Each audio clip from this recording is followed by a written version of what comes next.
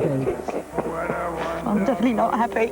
Going Native, Tuesday at 10 on 4. I want to go home. Now on 4, Jamie's in his jammies in a big bed, getting ready to enjoy the 100 greatest kids' TV shows. Get the cool to shine. Get the cool to shine. Get the cool to shine. Get the cool to shine.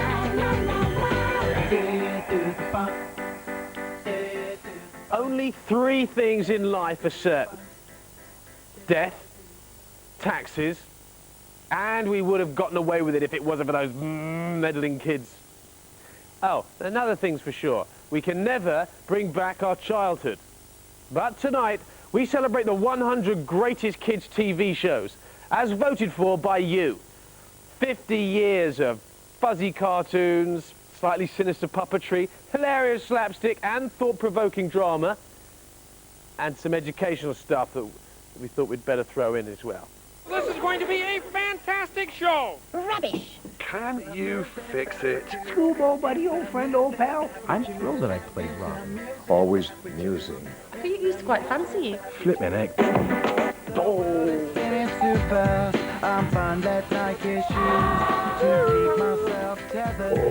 This is Berkey. This is Pinky. They must be clean to go on the set. Oh, thieving kids. Sweetness, sweetness, sweet. 8's a wish and 9's a kiss. I would like to sleep with Lady Penelope. Go ahead, Walker. Right stuff, this is what they want. Really masturbate. We're wide awake. Thunderbirds are go. I'm a big old Hector. Well, show me, big boy. He was frustrated. I was frustrated. And feel that really hard against you. 2 women and a BMW. Away you go! A great big puzzled old Hector. As that great philosopher Homer Simpson once said, television, friend, mother, secret lover.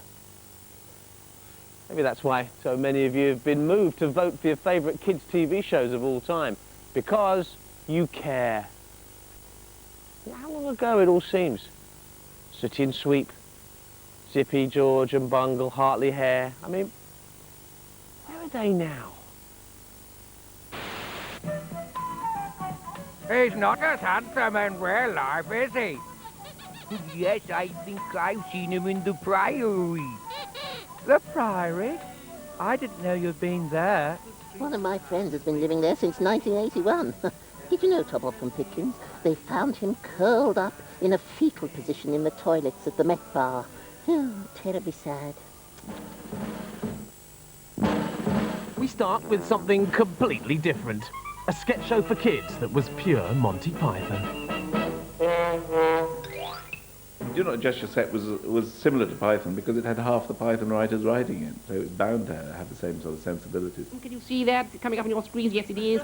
And now I'm going to pass this one over to Sir Charles to tell me what he thinks of that. Sir Charles, what do you make of that? Yes, well, I mean, this is obviously a Victorian hunting bow. Very well made, I should think. I think the content was a bit adult for kids just because the brief was to do a show that made us laugh, not to write down. Put a price on it for us? Yes, I'd say somewhere in the region of £400, something like A that. little more definite. 3 and 6. We were just doing what we would have done anyway, really. So the fact it was a kids' show was just a kind of excuse. Hello. Is this your first time in the air, is it? What? Is it your first time in the air? I mean, I know we're not in the air yet, but if we were in the air, would this be your first time in the air, would it, eh? No, I travel across the Atlantic twice a week. Every week of every year?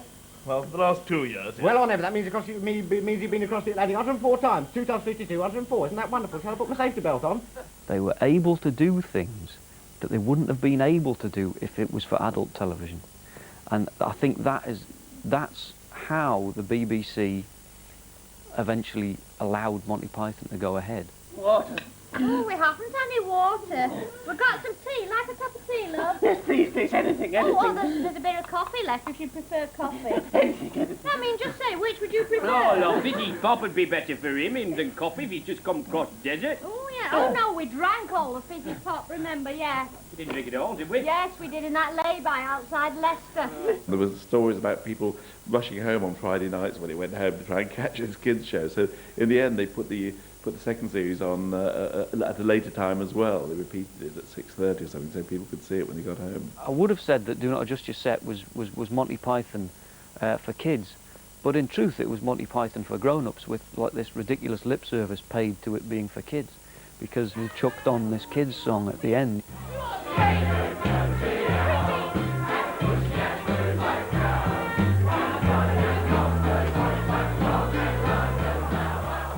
From Harthagen in Staffordshire, 11-year-old Wilson Hardy. Next up, it's 1974. It's junior showtime, and it's like glam rock never happened. Just dig that crazy dancing at the back there.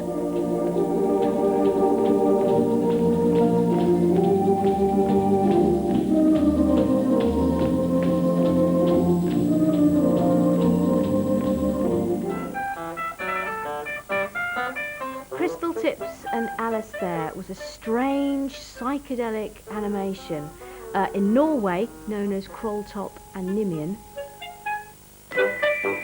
Crystal Tips looked like Bette Midler in a short dress on acid because she always had this strange grin on her face.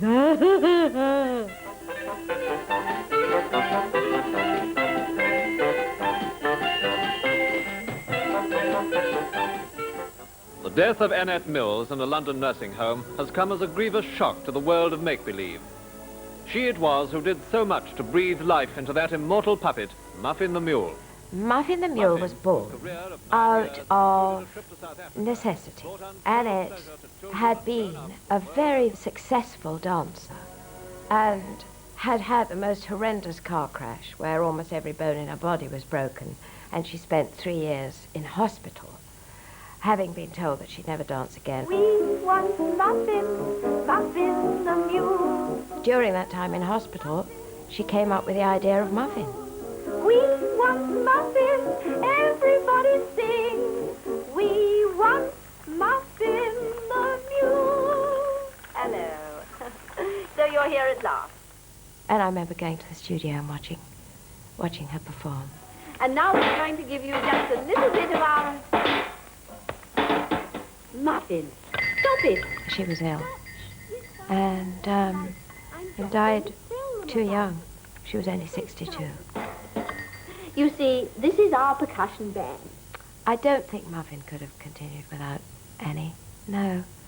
They were, they were a pair. It's a one-man band, isn't it, Muffin? Yes. One mule band. Sorry.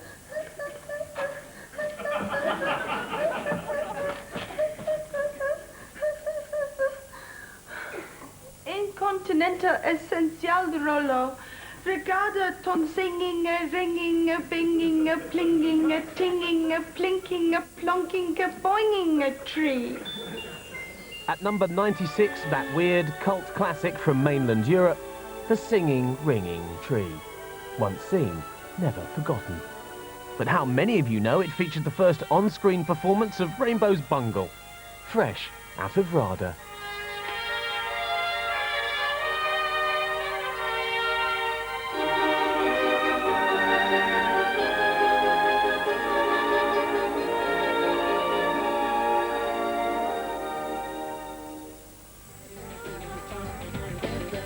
I don't remember a great deal about Magpie because it was on ITV, and my mum used to discourage me from watching ITV because it was advertising-funded broadcasting. But what I do remember about it was the theme tune. One for sorrow, two for joy. I'm very proud of the name Magpie, which was entirely my own choice. 3 for a girl and 4 for a boy. Magpie was a complete steal. They thieved it from Blue Peter. 5 for silver, 6 for gold. And that's why they called it Magpie, after the thieving magpie, but they never told anybody that. 7 for a secret never to be told.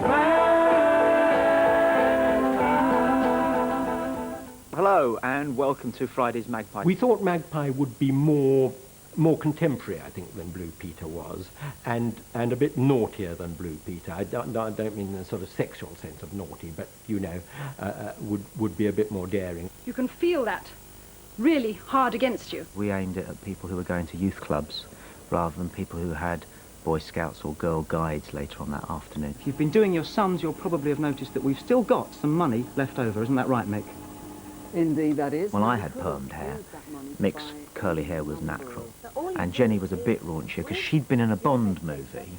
Remember that you're going to have to stretch it a bit or to make some of the flowers, so cut it across that way. Whereas Valerie Singleton hadn't been in a Bond movie, as far as we know. All right. There it is. I made it myself. It's made out of rubbish.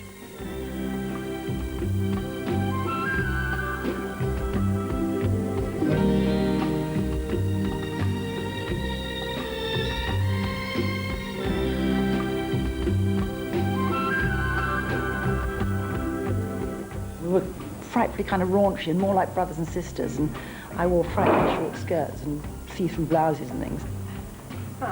Name? Susan F. Rumour had it that Biddy Baxter, who used to run Blue Peter, was very strict with them, and they weren't allowed to go out at nights when they were on location. So we heard, but we were allowed to go out anywhere we wanted, do anything we liked, as long as we were there at 8 o'clock ready to film the following morning.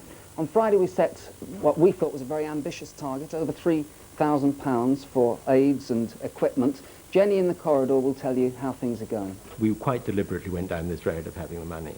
And the nice invention that came up in Magpie was this line that we had in the studio, Believe it or not, the line goes all the way along here. which started off in the Magpie studio and then, depending how well the appeal went right out into the corridors and into reception at Thames at Teddington. And of course in those days we didn't see backstage on television nearly as much, so that was quite daring. Now, the money that you sent in, as I said, is almost unbelievable. It now totals £15,218.45. We had a very good message, but I just think some conventional parents thought we were a bit too boisterous, perhaps. We were told from some households that they weren't allowed to watch, and you can still meet people now who were not allowed to watch Magpie, but were allowed to watch Blue Peter. It's cheeky Cockney child star Jack Wilde, starring in the very psychedelic HR Puffin Stuff at 94.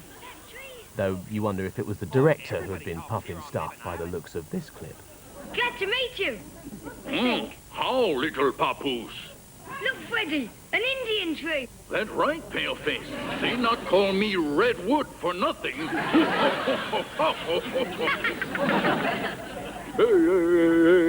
On white horses, let me ride away. Yugoslavian series White Horses, with the theme tune everyone remembers. Reached number 10 in 1968, you know. And not the only blonde stallion to feature in continental movies around that time. So I've heard.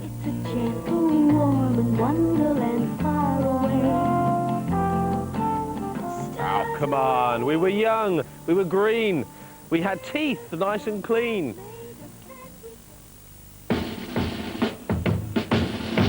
I still get emails from students in Cambridge saying, we're having a bet in a pub quiz. What's the theme tune for Screen Test?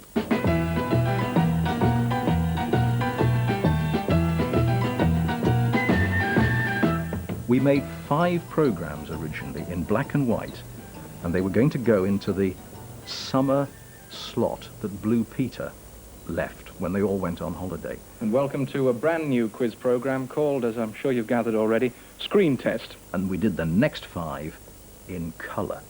So we knew we'd really arrived then. Hello to you, more films, another pile of questions to test your powers of observation in another round of Screen Test. The quiz element of it was really boring, I thought, but you got to see some really good clips of films and stuff. It's Malcolm's turn. Here's your question. Blackbeard fired all 6 shots from the pistol, Malcolm. What did the 6th shot do? What colour was the jumper? The second boy... Yeah, it was green. And you'd always get one kid that was just a boffin. He was a real nerd. You could tell, you know, thick milk bottle glasses. Obviously, the school spanner would just get dead arms continuously at school for getting all the questions right. Flying start for you. Well done. The registration was T376. Let's check the score at the end of the first round. We find you could only have 4 contestants a week, so there were thousands of of young people who couldn't possibly ever take part in the program. So we launched the competition to try and encourage people to take an interest in making films. And we're all going to have a look at the winning entry in the animation section of the Young Filmmakers competition. It's made by Jan Pinkover, and it's called The Rainbow. Once upon a time, not so long ago, everything was very much black and white. There were black and white people. Only in one case did we actually come across a piece of film which was spectacularly professional. Doing black and white things and driving black and white cars. And they actually made the excuse of visiting his home to check up on him. They didn't say that was why they were going, but that's what they did, and found out that he had in fact done it himself. Someone invented colour television. It was quite brilliant piece of animation. And they all lived colourfully ever after. And it was late, and I remember working through the night on it, and I remember the camera jamming and all kinds of production trouble, but we finally got it there. We obviously thought that you've got the potential of taking it up as a career. Do you think you will? Well, maybe. I wouldn't mind having a bash. I was mostly inspired by the enthusiasm of people around me, and how well it was received, my film, and how the encouragement I got was tremendous. Very hearty congratulations. It really made a lot of difference to me. Super film. Thanks, Jan. And the next award I won after Screen Test Young Filmmakers competition was considerably heavier.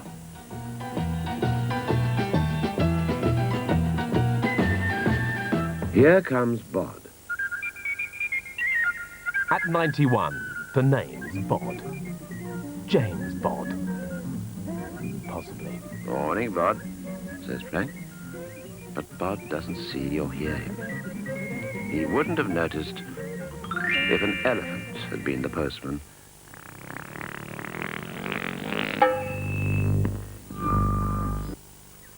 Ready!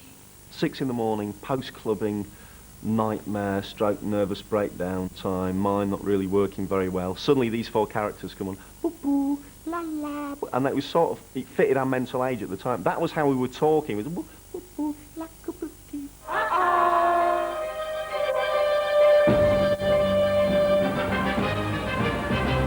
Teletubbies, the BBC's latest programme for very young children, is provoking a storm of criticism. While children seem to be entranced by the 4 colourful tubby characters, many parents and teachers are worried about its lack of speech and question its educational value. Teletubbies. Hello. We thought we'd get the usual stuff about they don't speak properly, you know. I mean, people from Bill and Ben through Pob to tell you know, we always get it. I was at a party and one woman said to me, I've been a nursery teacher for 20 years and my colleagues and I, we're making wax models of you and sticking pins in it. And she was very serious. And I had to leave the party. Then what happened was young parents began to respond and say, please don't take any notice. Young parents like us, we know how good it is. Winkle, tinky, winky, pinkle, winkle, tinky. Uh-oh!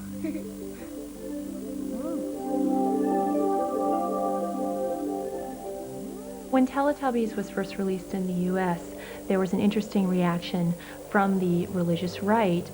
Jerry Falwell, formerly of the Moral Majority, a Baptist preacher, claimed that the character Tinky Winky was gay. Tinky Winky smell lovely.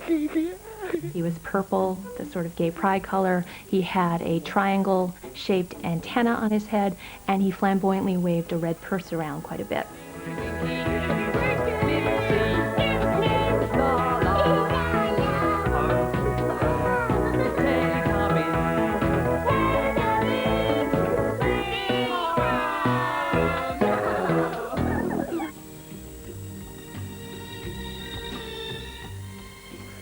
So, that's the end of this part of the 100 Greatest Kids TV shows. Anyone need to use the toilet yet? Don't forget to wash your hands. After the break, lie back with a drink and enjoy the next leg. Actually, talking of which, Tithy, I've never seen your legs before. Would you mind?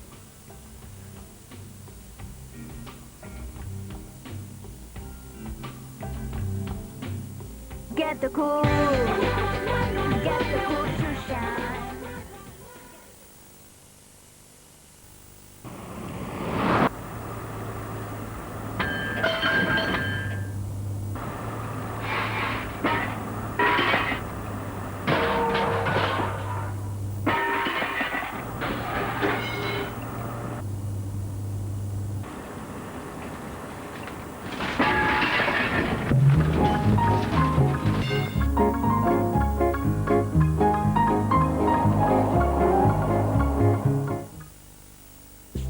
Dive into 24-hour moisture for your face with new Nivea Visage All Day Aqua, a refreshingly light cream combining aquaspheres and minerals to give your face an instant burst of freshness and a lasting source of moisture.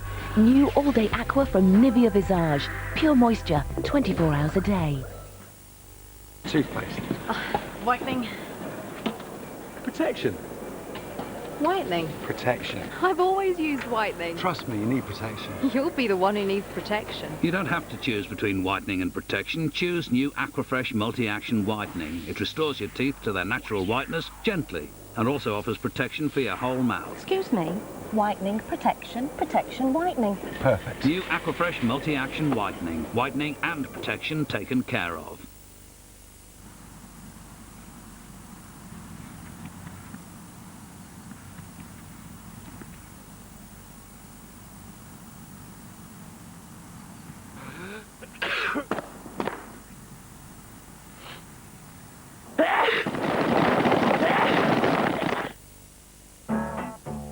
As chairman of Vision Express, I am always looking for new ideas.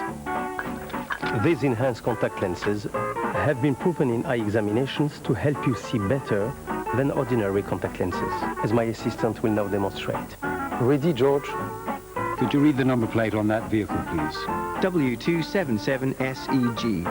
Et voilà, enhanced contact lenses make small things bigger. Vision Express, experts with vision. Got far too much stuff. The sophisticated look. Looking for the office. But you don't work in an office.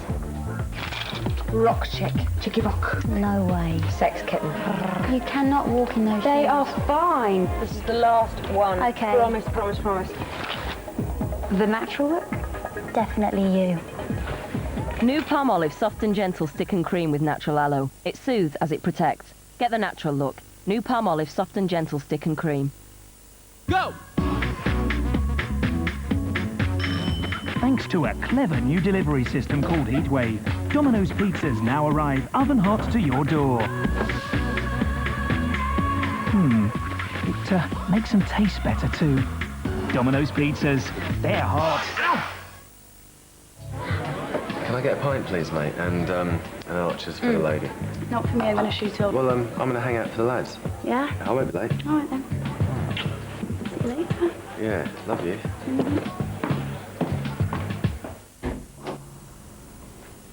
I am in so much trouble. Come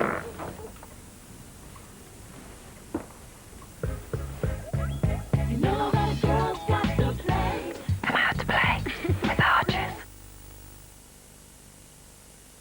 Get the cool. Get the cool. A wise man once said that youth was far too good to waste on the young. And so's kids' telly. So, tonight we've banished the children of Britain to their bedrooms with their Game Boys and their sexually explicit text messages and their pokey Digimon bloody trading cards. Yes, tonight, it's adults only. Just remember to check it's okay with your parents, yeah?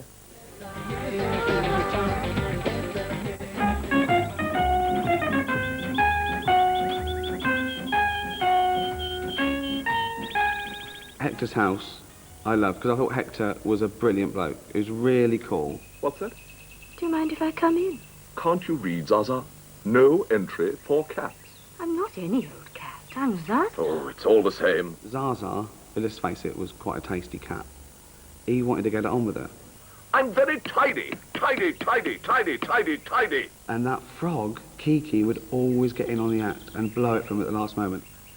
Oh, there's nobody here at all. He was frustrated. I was frustrated. Like, he should have got the frog and shook it. I'll always protect you. Thank you, dear old Hector.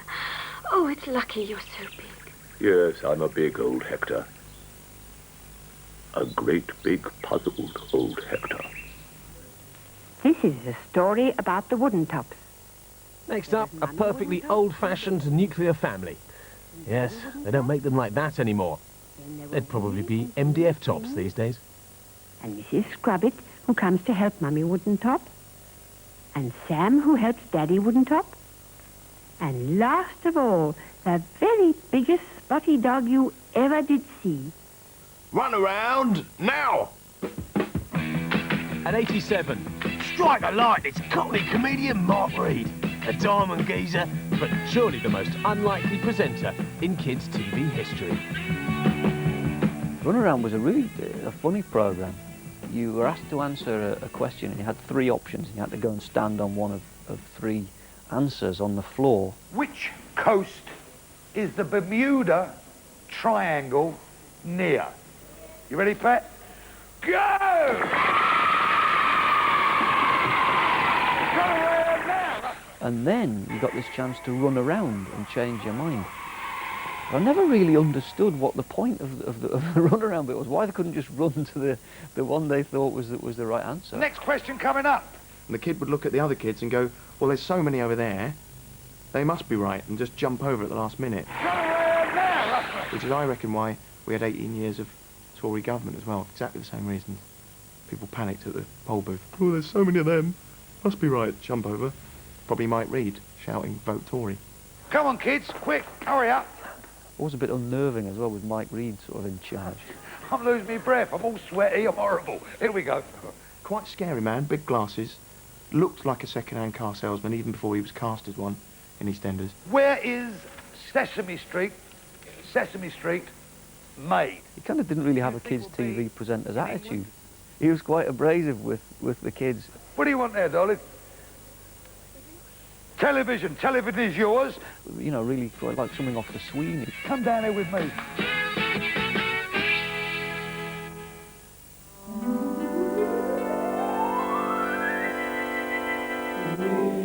After Button Moon, you follow Mr. Spoon. Button Moon, right? It was a moon that was a button. And that's all there is to it, really. That's his Button Moon, shining in blanket sky. It was like the clangers on a budget of 24p. And there's a box, sitting on the paper grass in the light of the moon. I'm all for encouraging kids to have fun with an old cotton reel on a matchstick and to use their imaginations and everything, but I don't expect our makers of children's television, right, to have to resort to the same tactics. No. He's called Mr. Spoon because he's got wooden spoons for arms. Hello, Mr. Spoon. So this is Perky, definitely. This is Pinky. Yes, yes.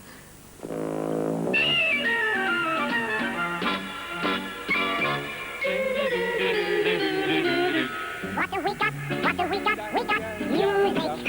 What have we got? What have we got? We got songs. We got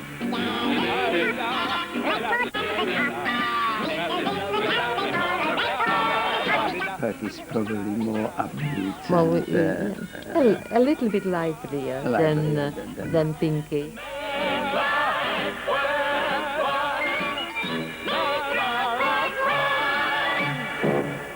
we first arrived in Britain in 1948. That's a very long time ago. Very long time ago, yes. yes.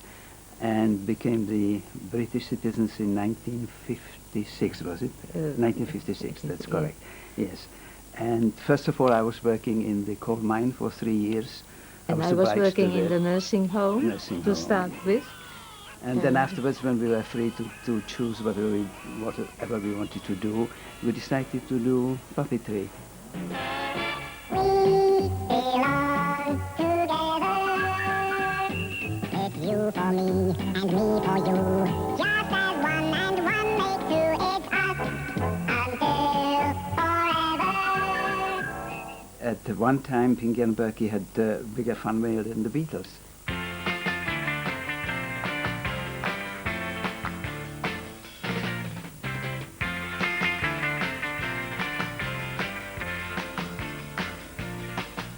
I believe they had about 30 albums, long-playing albums, and they had singers.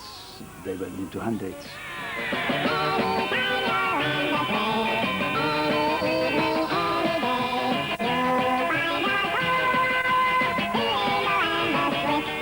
One of the shows was banned, and it was the...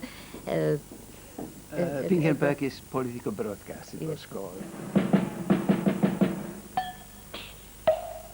It was before the election. Yes, it happened to be Yes. recorded before the election, and the BBC decided it was too controversial. Hello and welcome to Hammerama, a special opening of Parliament edition. And let's go straight over to the House of Commons now, where Pinky and Perky are waiting to give us their report. Strangely enough, there was such an uproar about it, and they had to, eventually they had to let it go, and so it was broadcast And it was finally. yes. There is a red carpet being unrolled towards us. Who's it for? The Prime Minister? Well, what are we waiting for? Let's get ready to welcome him.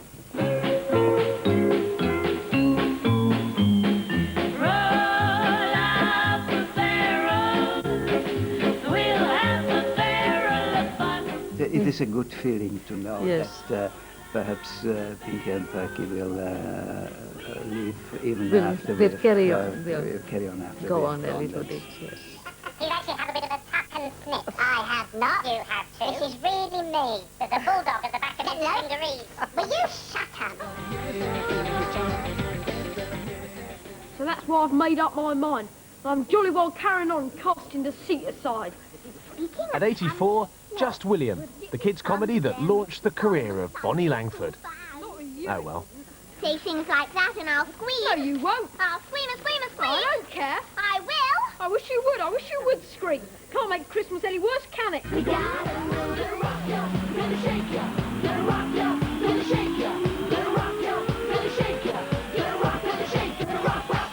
If I was a kid today, I would not watch The Tweenies. The Tweenies is a frightening programme. The people in it are frightening. They're really unpleasant looking. And the poor bastard in the dog. No actor should have to do that. I hope he'd get more than equity rates.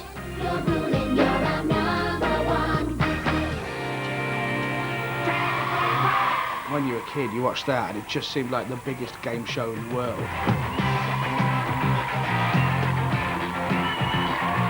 And Cheggers, he was young enough to kind of, you know, you could almost be his mate, even though he was probably like 20 years older than me. A deafening sound.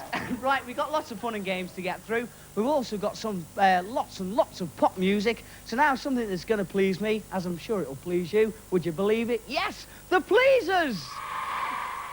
I met him actually, and he said, he told me that the kids used to nick stuff out of his pockets. Both teams have got huge blocks in front of them with letters on. Every show he went to, he'd have to take out his keys and his wallet and his loose change and give it to one of the guys on the floor. Go 1, 2, 3. Thieving kids. Give me your arm, just at first. At 81, it's previously unseen footage of the ground force team in their early days, starring a prepubescent Alan Titchmarsh, Tommy Walsh and the gorgeous Charlie Dimmock. The magic is in me. I can feel it. I can feel it. Okay. It's The Secret Garden, the classic BBC drama series from 1975. He can do it.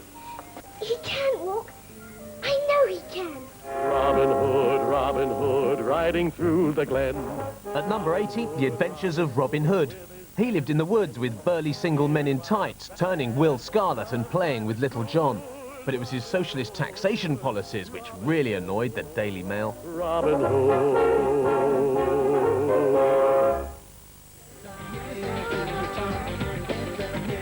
I think I'm the only producer in the world that has to be regularly inoculated against its cast.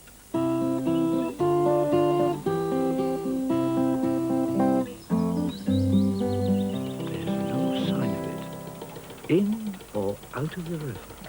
The series has three main characters. It has Hammy Hamster, Roderick the White Rat, and Mr. Guinea Pig.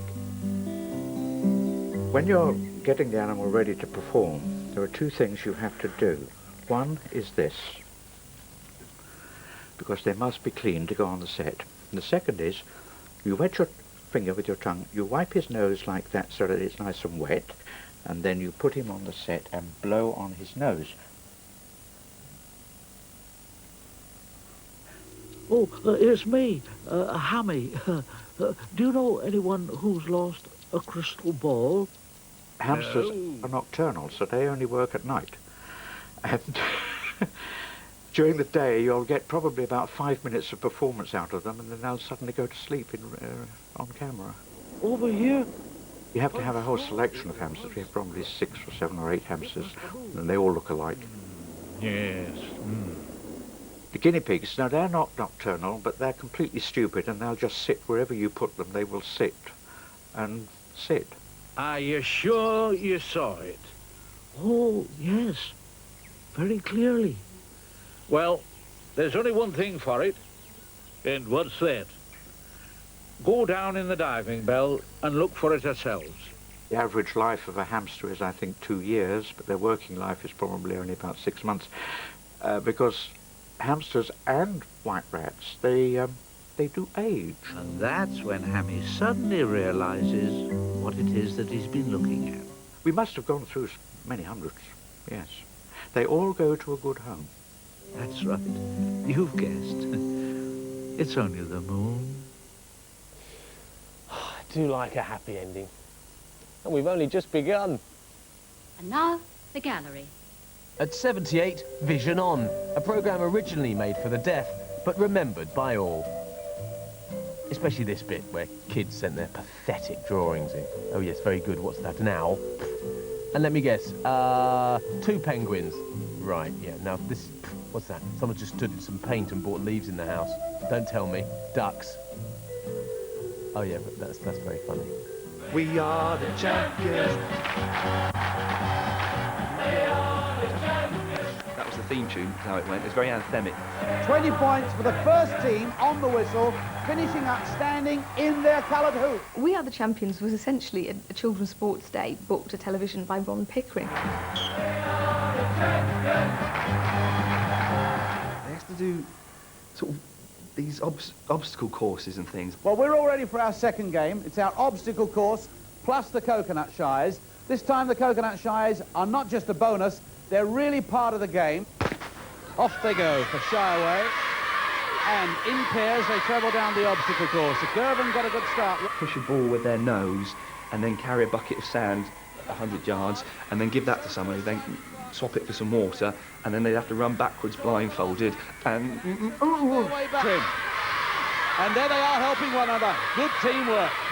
Girvan in second. That's Alex Robinson and Janice McQueen. The only good thing in We Are the Champions was right at the very end, and I would watch a whole programme just to see this. Ron Pickering would shout, "Away you go! Away you go! Everyone into the pool!" And just everyone would jump into the swimming pool. And I remember thinking, that is the most exciting thing I've ever seen. It was kind of like sex, because the whole show just built up to this one point at the end. And that's all anybody watching actually wanted to do. Everything else went before was a total precursor, just building up to this massive climax and getting to jump in the swimming pool at the end.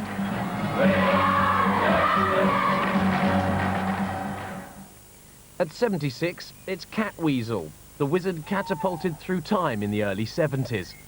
Yeah, right. I saw him last Saturday night drinking special brew out of the carrier bag by the War Memorial. Bird of night, hoot not. Looked like him, anyway. Hoot not. Son of Tanit, hoot not.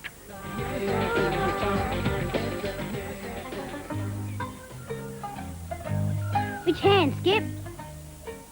Next up, Skippy, the incredibly intelligent bush kangaroo, the Aussie's most famous export before Jason and Kylie, and perfect fodder for comedy sketches down the ages. Hey, don't shush me. This is delicate. How do I put this? It's about that bottom-touching thing. Wire, Skippy. It's Skip in there, you dirty little ass-fondling pervy bastard. I'm fed up with you goosing me up at every opportunity. You know, once in a while in private after a few drinks, okay, but you need help. At the time, it was the burning issue of the day. It knocked all political debate off the newspaper. Dear Slim, I wrote you, but you still ain't calling. I left my cell, my pager, and my home phone at the bottom. We'd be waiting with bated breath to see the daily figures for who was taking over who. I mean, it was incredibly tight. When I shot him. But anyways, what's been up, man? How's your daughter? My girlfriend's pregnant too. I'm about to be a father. At Radio 1, there were people walking around saying, if Bob the Builder beats Eminem to #1, this is a tragedy. No, it's not. That's hilarious. Bob the Builder beat Eminem to #1 in the charts. That's just superb.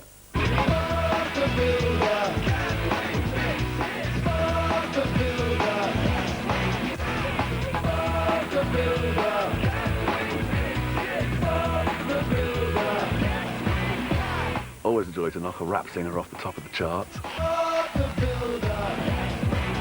So I suppose you grow up all through your teenage years wondering what's going to be Christmas #1, and one year it's you. It's a hoot.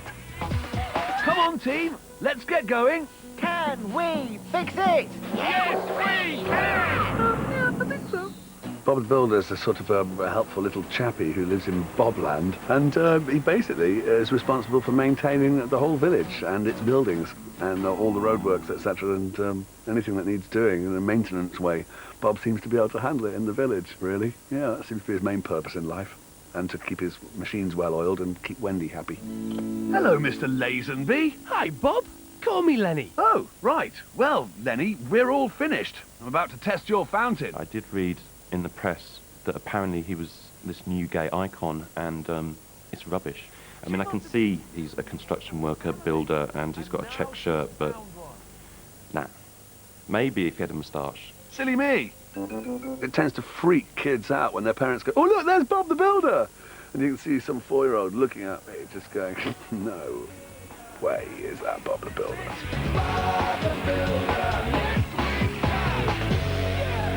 We'd better get some work done.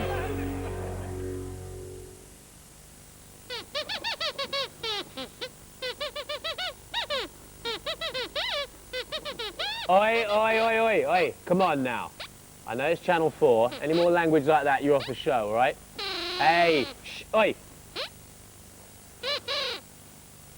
Get the cool. Get the cool to shine. It was back in 1963 when everybody first saw me. I met Oz Melder and Shorty too. With Alan and Tita made a game for you. Won the Jungle World Cup, went to outer space. Put the Loch Ness Monster in his place. Climbed a pyramid right to the top. Cause I'd rather have a bowl of Cocoa Pops. So Cocoa Pops are back. See you in a new adventure soon. We'd rather have a bowl of Cocoa Pops.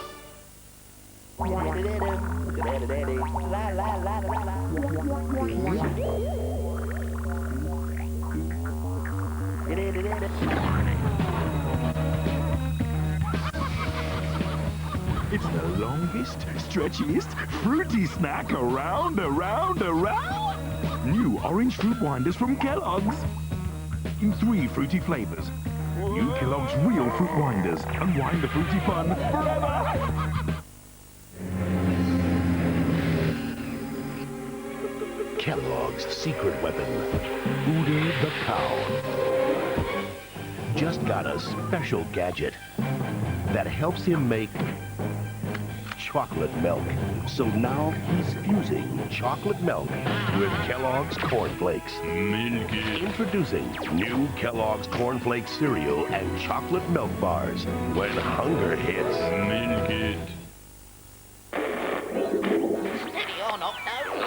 Variety comes in packs of 8, but which one to have often leaves me in a state.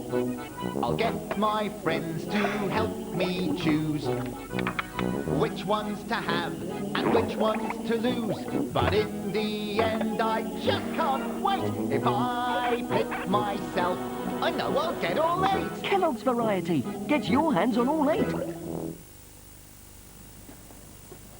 Kate, it's Monday. I've got double maths. Don't do it. Too late.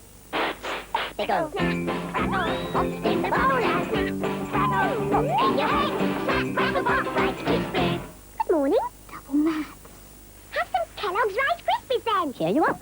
It's the way Kellogg's toast them. All right, but no singing. A 1, 2, 3. Just grab a box Rice Krispies.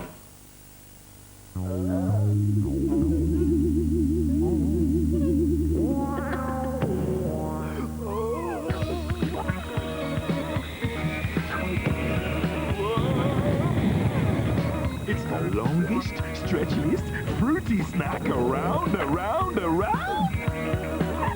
New strawberry fruit winders from Kellogg's. In 3 fruity flavors. Kellogg's real fruit winders. Unwind the fruity fun forever. Tony, help! Tiger Man's stealing the Frosty's secret formula. What? Oh, no, he's not. Who moved the horse? Hi-yo! Only Kellogg's Frosties have the secret formula that makes them... Yikes! This is the end of the road! For Tiger Man, your secret's safe with me. Nothing like Frosties when you're feeling a bit flat. There's great! Get the cool. Get the cool to shine. Oh, spare 10p for a carrot, Gov.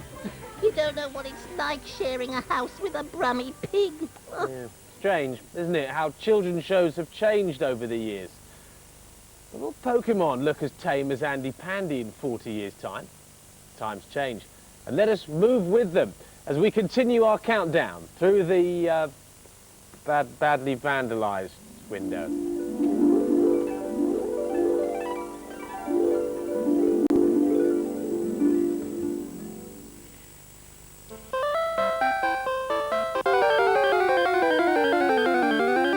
Pokemon started as a Nintendo game in 1996. And Pokemon was really Japanese for the term pocket monster. The idea being that you can keep this monster in your pocket and take it out when you need to fight another monster in the battle scenes that take place on the show or the battles that take place within the video games.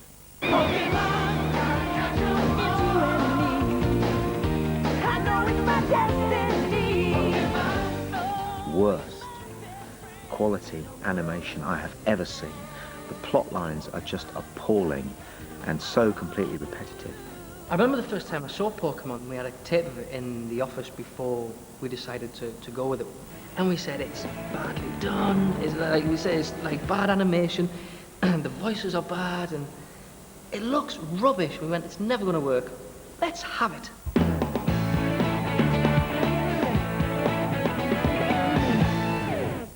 If you have a friend who has a rare Pokemon trading card, you might do anything to get that card and trade for it and try to pay for it and so on. And so there have been some incidents on playgrounds of kids beating each other up for Pokemon cards, violent interactions. The best bit is when they start to get them all out of the pockets and you're there and there's piles growing like that and all the little characters are coming out. Or they expect you to have like pockets full of Pokemon cards and things. There's Ant, he'll have the new one.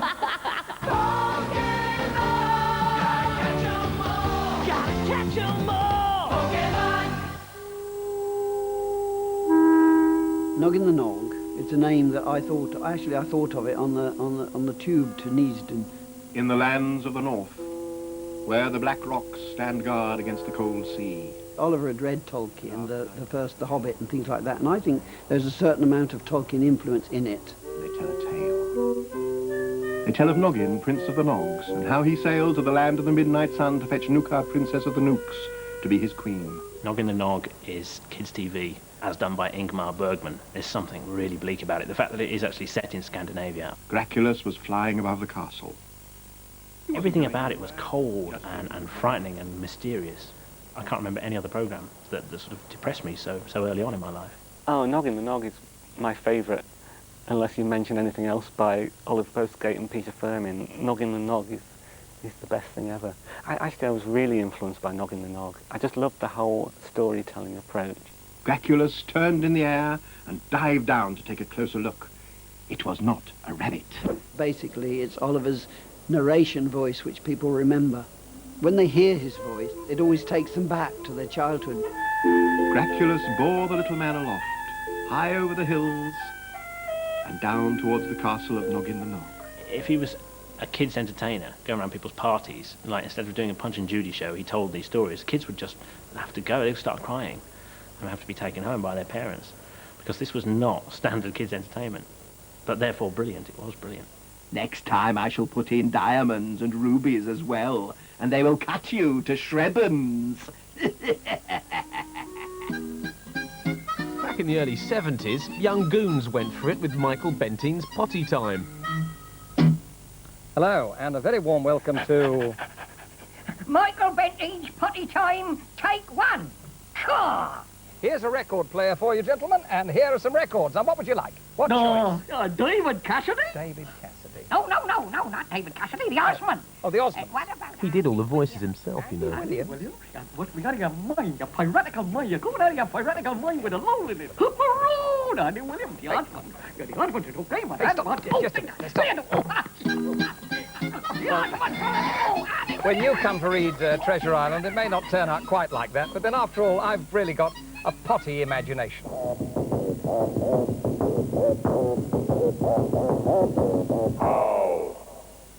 How was the brainchild of a brilliant man called Jack Hargreaves? It worked very simply. Four of us in the studio, we'd raise our right hands and say, how? How? And it was, how does this work? How does that work? How does that do that? Simple questions, everyday questions, sometimes more complex, but questions that children wanted answered. How does a captain bring a ship into harbour? By following the buoys. How can you darken something by putting a light on it? How can I pick up two cups, two fairly solid, heavy cups, with just one balloon?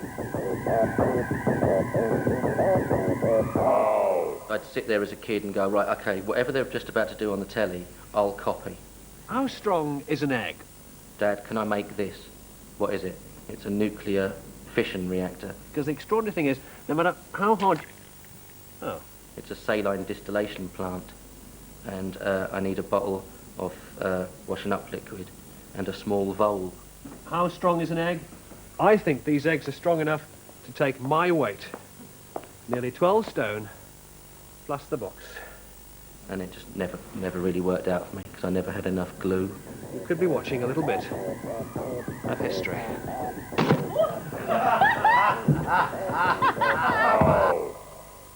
Mary, Mungo, and Midge live in this town.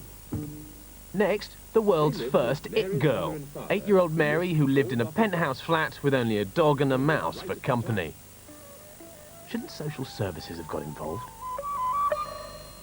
There are 8 flats built on top of each other. Mary, Mungo, and Midge live in the flat with the flowers growing in the window box. There's Mary. There's Mungo. And there's Midge. I say, is supper ready yet? I'm starving. It will be in a minute, as soon as the others get here. Oh, here they are. Hurrah! Hello there.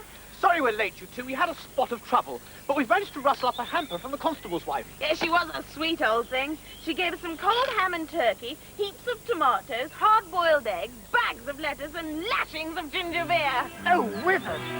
Famous 5. Name one of them.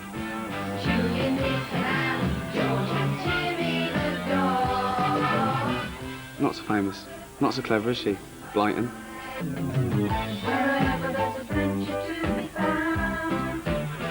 Just a clue or a secret message, bring the famous 5 around. Whenever there's a mystery to be solved, up in the ruined castle, or down a smokeless hole. Got any more ideas? She went, yeah. Different, is it? Yeah. Secret 7. About some kids, is it, that solve crimes? Yeah. One then and no more. Get out. We're walking in the air. At 67, young Aled Jones before his balls dropped. Snowballs, obviously. Christmas just wouldn't be Christmas without it, would it? People far below are sleeping as we fly. Get on board, get on board. Come and join the double-decker. Take a ticket for a journey on a double-decker. Double Deckers, I think, was the first seriously made program for children. Here was sort of like 7 kids going out having the kind of fun that kids dream of. Okay, Springs, let's have it. Oh! What's up? Spring, will you watch out? There was no parents involved. We had Albert, who was the kind of adult figure in it, but the kids quite often proved to be smarter than Albert. So I think kids suddenly for the first time said, oh God, that's great, I'd love to be a part of that. It was filmed at Boreham Wood Elstree when all the old films were being made, all the Hammer films were being made. And I came out of my dressing room and I looked to the left of me and there was Peter Cushing. And I looked to the right of me and there was Christopher Lee. And it was just like, God, this is amazing. You just saw all the stars. It was just fantastic, a fantastic time.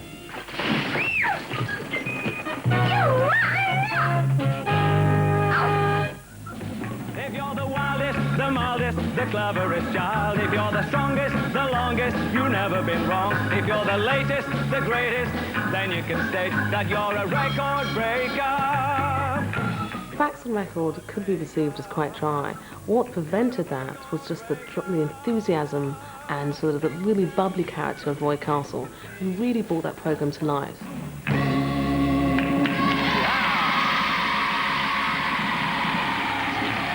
Keep me in order, make sure that I don't cheat, are the 2 men who know more about records than anyone, Norris and Ross McWhirter. And even though he was balanced with the 2 brothers, who did tend to sort of present this sort of the dry, factual face of the programme. How many new world records have been broken? Oh, well, we got up to about 1,100 new ones, and... Stop counting after that, because there are so many. Yeah? Yeah. What really helped to counteract that was Roy Castle, because he didn't really behave like an adult. He ran around, he was very enthusiastic, very excited. Hello? Hello? Are you part of the biggest tap dancing troupe in the whole world? Yes, I am. They used to do these en masse record attempts, so they'd fill BBC TV Centre with hundreds of revolting little madams in tap dancing costumes.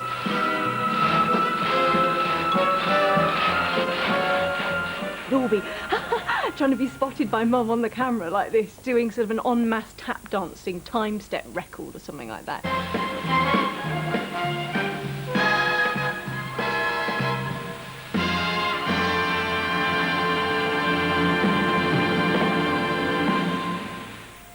Come over and play with your life. At 64, we all recognise Lassie. But did you know that child star Tommy Rettig, who played his companion, was allergic to dogs? Yes, Lassie, I know it's hard to bear, boy, but you'll get over it, believe me.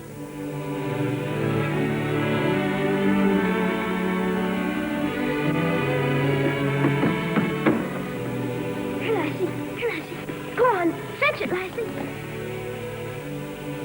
You voted for that? Have you no shame?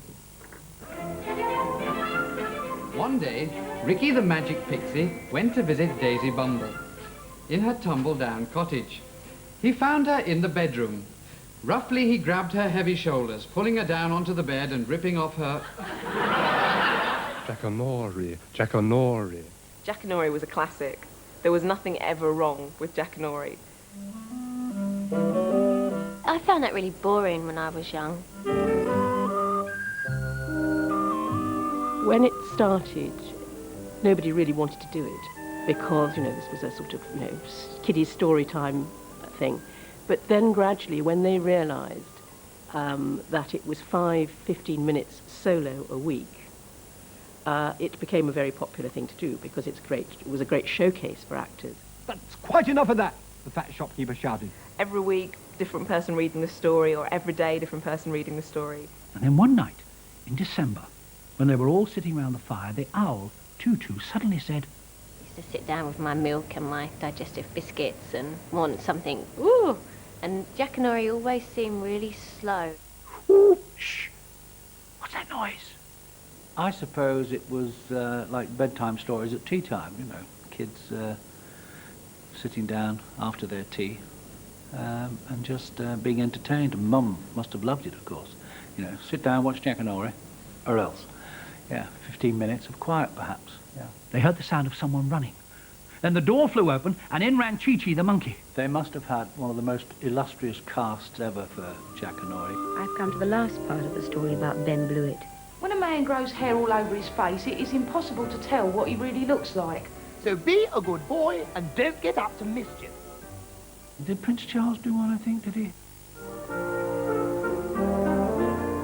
The old man of Doodah up the mountain? The old man was so big and fat after many years of living on grouse patty and blaeberry pie.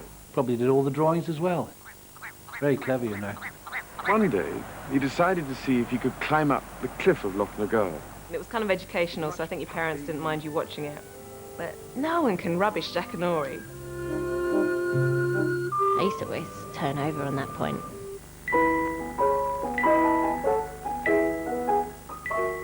Andy Pandy started in 1950 when rationing was still in force, so children wouldn't necessarily have had sweets. But what they were starting to have was children's television. Andy? Andy Pandy? It was the programme which started the use of the phrase watch with mother, which has been a key phrase in children's television. Watch with mother was the biggest myth, because nobody watched it with their mother.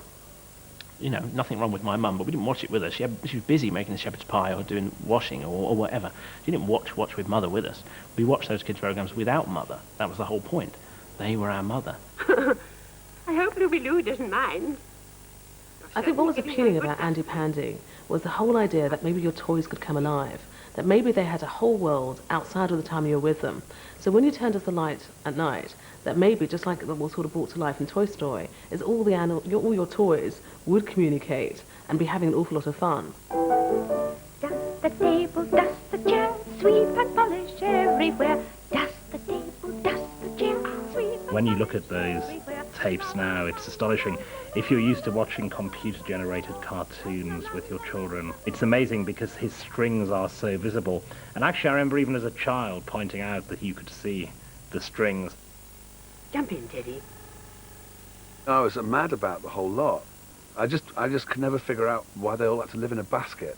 Time to go home, time to go home. And Teddy, we always used to do impersonations of Teddy waving goodbye because he couldn't bend his little arm, could he? Goodbye, children. Goodbye. At 61, Black Beauty, a crime-fighting horse with an IQ of 173. The Adventures of Black Beauty being a horse, who managed to get into many different kinds of scrapes, as horses do. And then the owners would be able to surmise from the look on the horse's face. Oh, right, oh, okay, so there's a problem down at the old well, you know, and the horse would be going, I don't know, I haven't been there, but I wouldn't mind some hay. Any chance of some hay? What have you been reading recently? You think I imagined it? Hmm. You think I didn't see anything at all? It was one of those kind of shows that said nothing to me about my life, as Morrissey would say. It was just set in the country somewhere with a horse. And I lived in Ilford with no horse. But, you know, good on them for looking after the Radio 4 types who watch television. I didn't imagine it, did I, Beauty? And you didn't imagine it.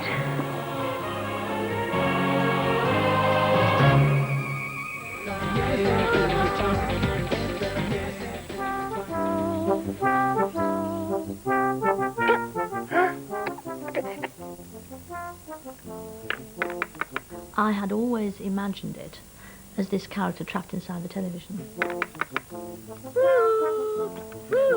I happened to be in a train, it's so long ago, where there was a corridor, and I was sitting at the end of a compartment, and a little child came along the corridor and breathed on the glass at the end of the compartment and started to draw pictures, and I played the game from the inside, and I suddenly thought, that's what we can do. He would spit on the screen and go,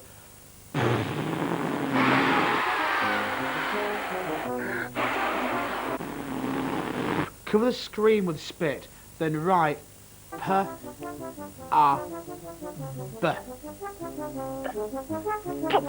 Pub was, I think, a very, very early Teletubby, because the whole Teletubbies thing is uh-oh and all that, which is hello.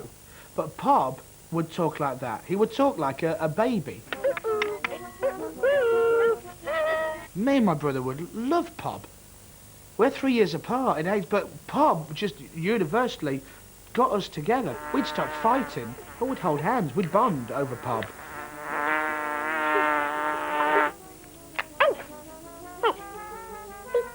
An awful lot of people still ask. I mean, they come into our premises in Stratford-on-Avon and say, oh, you know, everybody knows about Rosie and Jim and the Teletubbies, but I tell you, the best programme ever you made was Pob, you know. So he's still remembered.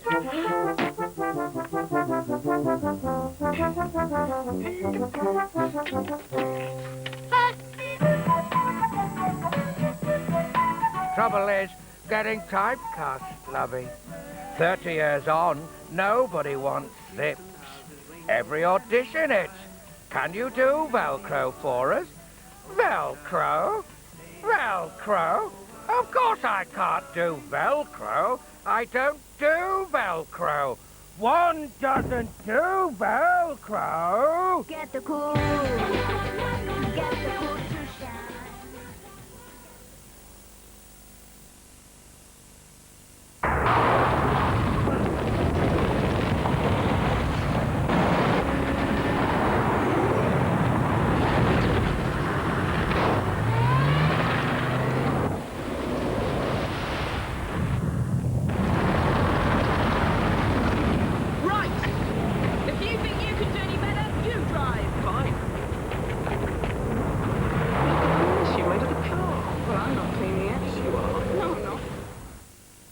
New Crunch from Weetabix is honey toasted to stay crunchy in milk for ages. You might even have time to chat to your wife. So, been up to anything lately? Oh, yesterday, just after I dropped the kids off, the strangest thing happened.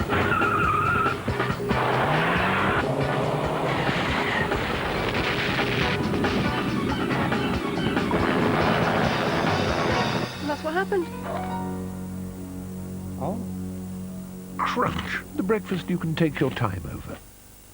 Reports are just coming in warning that a major earthquake measuring a possible 9.5 in the Richter scale could hit the coastal region and Valley District at any time. Further reports suggest that early warning systems which monitor and detect rapid tectonic plate movement may confirm scientists' worst fears that this may be the big one. Police officials have called for the public to remain calm. Huggies' new range. Beginnings nappies with extra softness for delicate skin. Freedom nappies help keep babies dry so they can concentrate on the really important things in life. And Adventurers, slimmer fitting for freedom of movement. Do it. Do it. Do it in Huggies. Take good care of my baby. Now don't you ever make her cry. Just let your love surround her. Paint a rainbow all around her. Don't let her see a cloudy sky. No one knows more about nourishing babies than SMA. That's why Progress Follow-On Milk from SMA has a special recipe to take good care of your baby. Let me talk to you about stain removal. Right now, if there is a better way to remove those stubborn tea, coffee and wine stains, then I, for one, would like to know about it. I'll show you. Oh, look, there's always one. Go on, mate, you show me. Take that. Take that. Tedious tannin stain. Take that. Terrible tarnish. New Orbit White. Helps knock tooth stains into orbit. They taste pretty good too.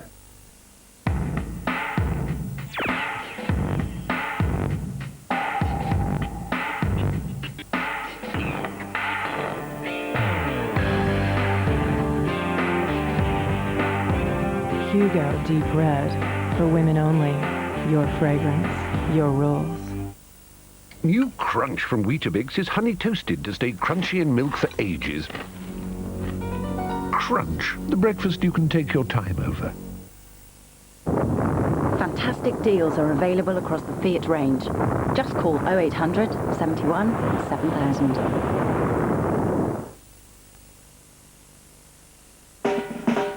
Meet Tariq and Abdul. They've got life sorted. but their father is making other arrangements. You're lucky you two, aren't you? Landing a couple of belters like these. The network premiere of East is East, Sunday at 9 on 4. Get the cool. Welcome back to the 100 Greatest Kids TV Shows. Over 200,000 votes were cast on their behalf, and what interesting reading they made too. Blue Peter was the programme preferred by Britain's over 50s, whereas Thunderbird still sends most 25 to 34-year-olds into orbit. Those in full-time education prefer The Simpsons, whilst the unemployed, for some strange reason, are just crazy about Wurzel Gummidge. Meanwhile, the favourite kids' TV show of the heavy smokers polled was Grange Hill. So much for that Just Say No campaign, hey Zamo? Actually, I think that was crack. I always remember watching Newsround and feeling sorry for John Craven, because obviously he was a proper journalist. He'd come up with this great idea, and he'd come in, every day to the producer and go, right, let's do a story about the AIDS epidemic. And they go, nah, it's too much. What about trouble in the Middle East? No. Here's the story today, John. 3, 2, 1. Diddle-diddle-a-dit, diddle-diddle-a-dit. Good news if you're a Natterjack toad. A massive new experiment to make it rain. Our brief was to make what was happening in the world interesting to children, especially children aged from 5 to 12.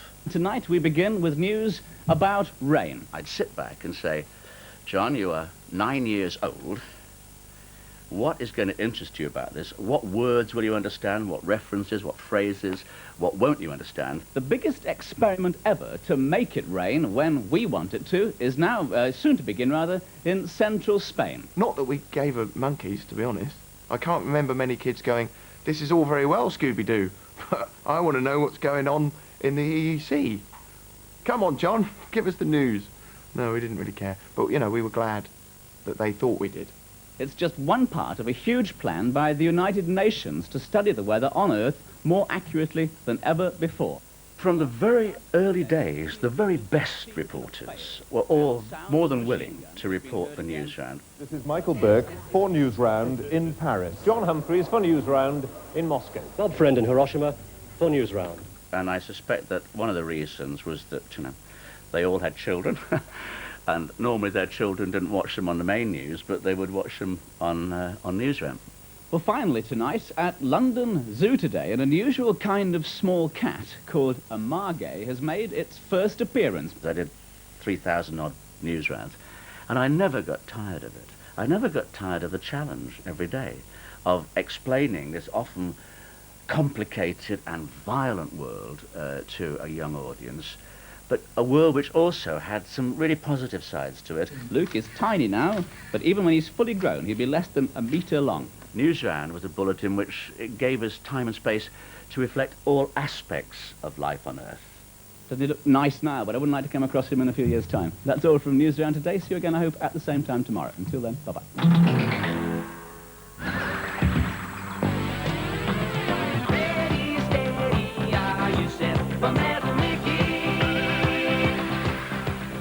Metal Mickey is still a mystery to most people on this planet.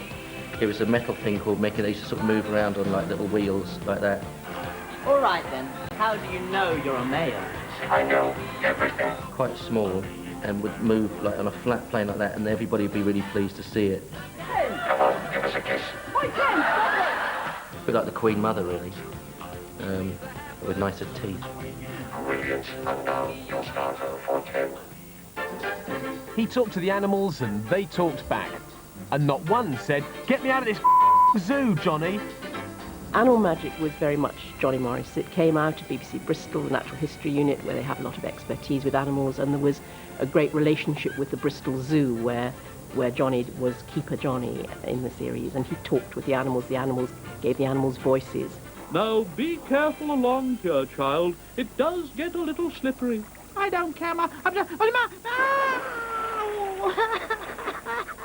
The way he's able to put voices and characters to those films was truly magical.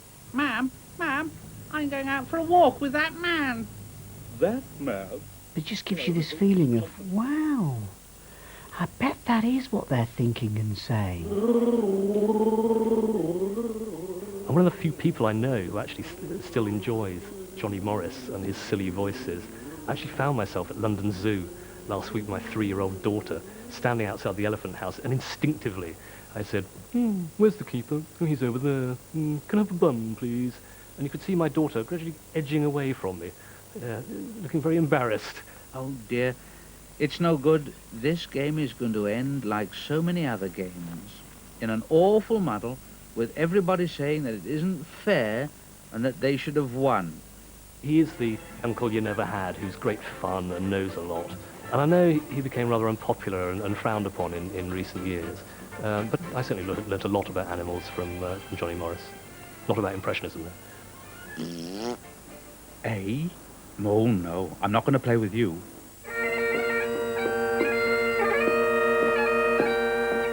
At 56, the adventures of Mole, Rat, Badger and Toad of Toad Hall, all set in Edwardian England.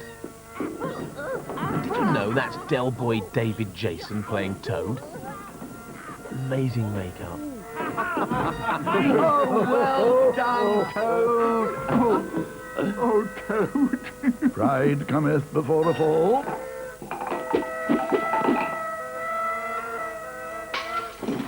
Not an awfully good set, those pipes. Bill and Ben, Bill and Ben, Bill and Ben, Bill and Ben, flower pot men. The flower pot men was a very simple idea. The puppeteers would stand behind a sheet of hardboard with a scene painted on it, a few props in the foreground, and some very, very simple puppets. Then the little weed knocked gently on the other flower pot. And out came the other flower pot man. They leaned over the edge of their flower pots and said hello to each other.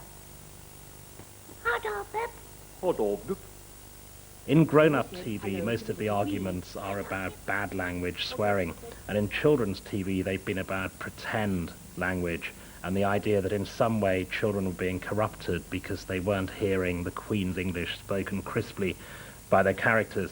And Bill and Ben were the first example of that. I always thought they were pissed. I couldn't understand what they were. What was that language? Somebody must have. I wonder if they had a script. Oh, said Bill, suddenly feeling much better. And he started to do a little dance. I remember as a kid sitting there thinking, why am I watching this? It's like when you watch a lot of TV like that, but as a kid it was quite a weird thought. Why am I watching this with Mummy or whatever? Because Mummy was clearly bored out of her brains.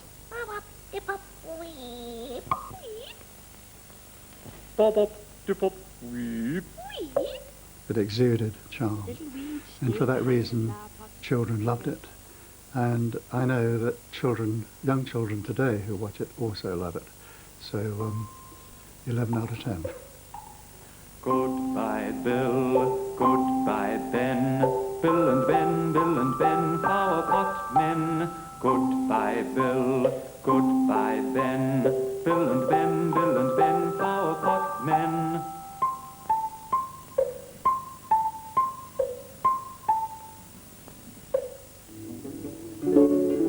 I'm a very friendly lion called Parsley, with a tail for doing jobs of every kind. But I mustn't treat it roughly or too harshly, for it's such a useful thing to have behind.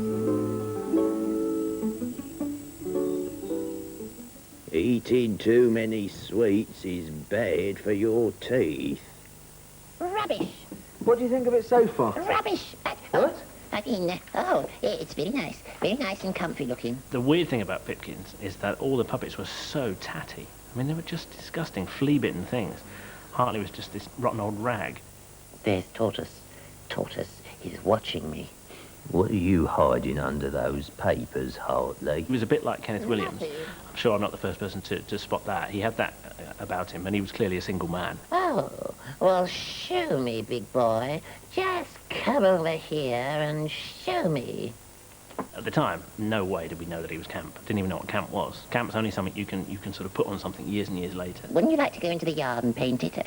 No, because we, that is, you and I, are going to the dentist. The dentist?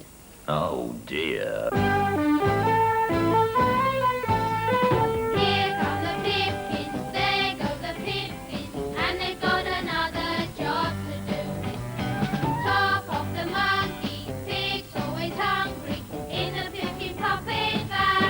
It's Time for us to clean our teeth. And don't forget to clean yours either.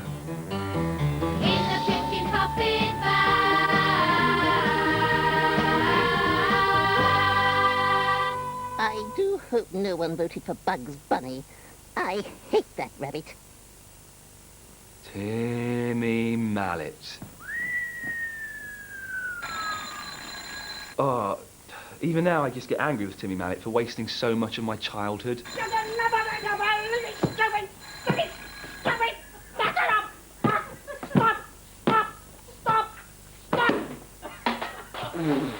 I just remember thinking Timmy Mallet is just such a knob. Yes, at 52, it's the man who made a rather large spectacle of himself every morning. And an arse, to be honest. But you obviously loved Whack-A-Day and the Wide Awake Club. That's free country, I suppose. Wacky birthday to you. Timmy Mallet was actually splendid. I think he's one of those guys who was born to be a children's presenter. Kids loved him. All those things with his windscreen wiper glasses, all those props and his, you know, his mallet and all that stuff. I thought he was a great children's entertainer. He was he was harmless, he was irreverent, he was just silly, and he was like a huge grown-up kid. Right, our two finalists, who have we got? Paul and Victoria. Right, okay. Mallet's Mallet. A word association game where you mustn't cause a head say. Repeat a word or say a word I don't like, otherwise you get bashed in the head like this, or like this. The one with the most bruises loses, look at each other and go, Blair! Blair! What do you say at home? Blair! Exactly. See, people still do it to this day. It's so silly. What? Cupboard, yes. Wardrobe. Yep. Drawers. Desk. There's too much energy in him and too much, Oh, yeah, I'm really whack. anything that's wacky or kooky or zany should not be on television. I'm learning to play the whack pack because we're going to be looking at wacky instruments later on in the programme today. And what else have we got? Oh, we've got some live music in the studio from Blue Zone, which is good. And we're also going to hear how people in the 18th century used to make themselves look pretty. Now it's time for our cookery spot. Today we'll be showing you how to make a glass of water. The Wide Awake Club had been going for several years when we had a letter from a young chap called Mike Myers. And he and his mate Malarkey came up with this idea called the Sound Asleep Club. What are we? Sound asleep. You would never have expected from what he did on the Wide Awake Club that he'd go on to be one of Hollywood's top funny men. He was quiet, he was thoughtful, he was funny. Here's some earrings made out of spoons. But you wouldn't have picked him out. Some spoons, some string, and a piece of tape. It is, of course, a sausage day, sausage day, sausage day. Can't believe we've been taken over by German bangers today. We've had, of course, hamburgers in Hamburg. I think Kids TV needs people like him. I don't know what he's doing now, but I mean, he was a good laugh, a good turn. I do a lot of student gigs these days. I find that all the Wide Awakers have grown up now and they're all at university. And what they want is Whack-A-Day exactly the same as it was when they were children.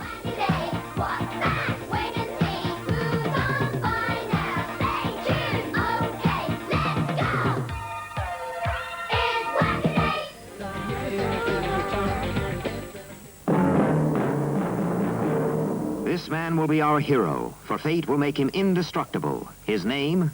Captain Scarlet is a war story. The enemy are the Mysterons. This is the voice of the Mysterons. They wanted to look at the Earth people to see what they were like. We know that you can hear us, Earthmen. We've been spotted. They're obviously hostile. Okay, Lieutenant, let them have it. This misunderstanding triggered a war which went on for 39 episodes. Captain Scarlet, he's just indestructible.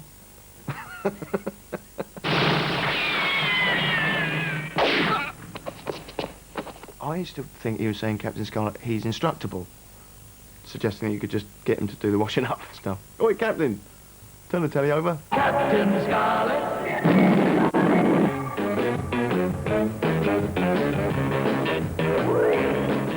He'd get into all sorts of scrapes, and you'd think, how's he going to get out of this? And then you think, well, it doesn't matter, he's indestructible. So they could saw him up, presumably, into pieces, and the next week he'd be fine.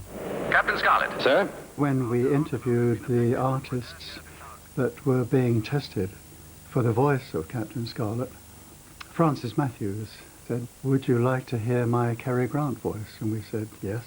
And of course, instantly, it was just wonderful. The rendezvous took place as planned. All security arrangements have been attended to. We used every trick in the trade to try to convince the audience that the puppets were doing things that they couldn't possibly do. Just an electronic check, sir. The hands were usually cast and they were unmovable. So we would take a member of the crew, and that crew member would then put his or her hand in the shot. I don't think we really fooled the public that these weren't real hands, but, you know, it helped the storytelling.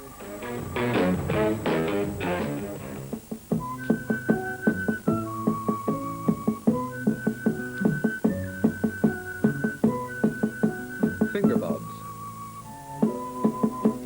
Yuffie lifts a finger,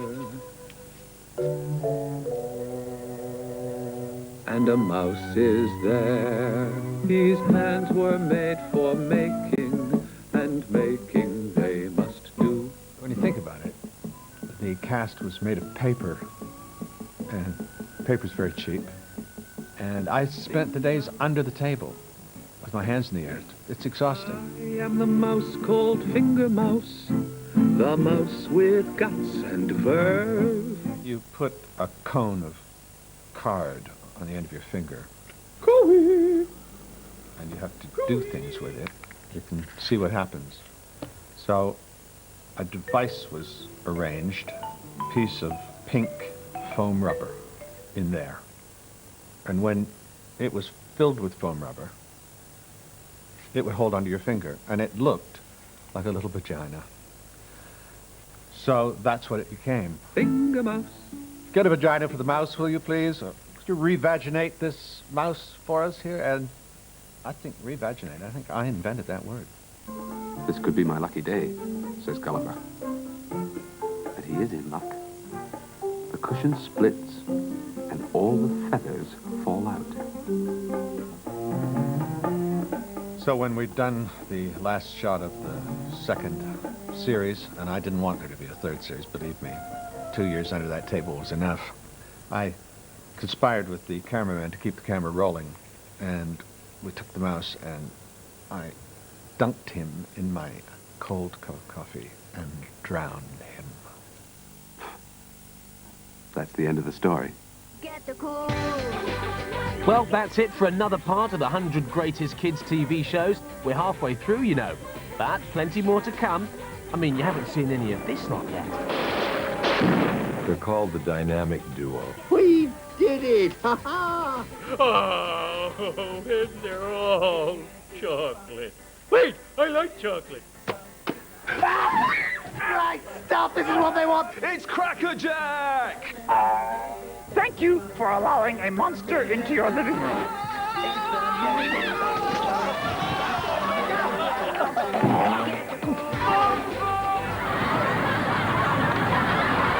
Flippin' heck, Benny. Pew, pew, Barney McGrew. Good evening, Mr. Gummidge. Honey! Don't keep everyone away from your show. Zippy's farting. No, it's not me, it's you. It's no use, Penfield. Schoolboy buddy, old friend, old pal. I think you used to quite fancy you doing that. Glad to see I'm the centre of attention. That's a great show. Really masturbate. It's a very embarrassing, humiliating experience. I wanted to do Shakespeare.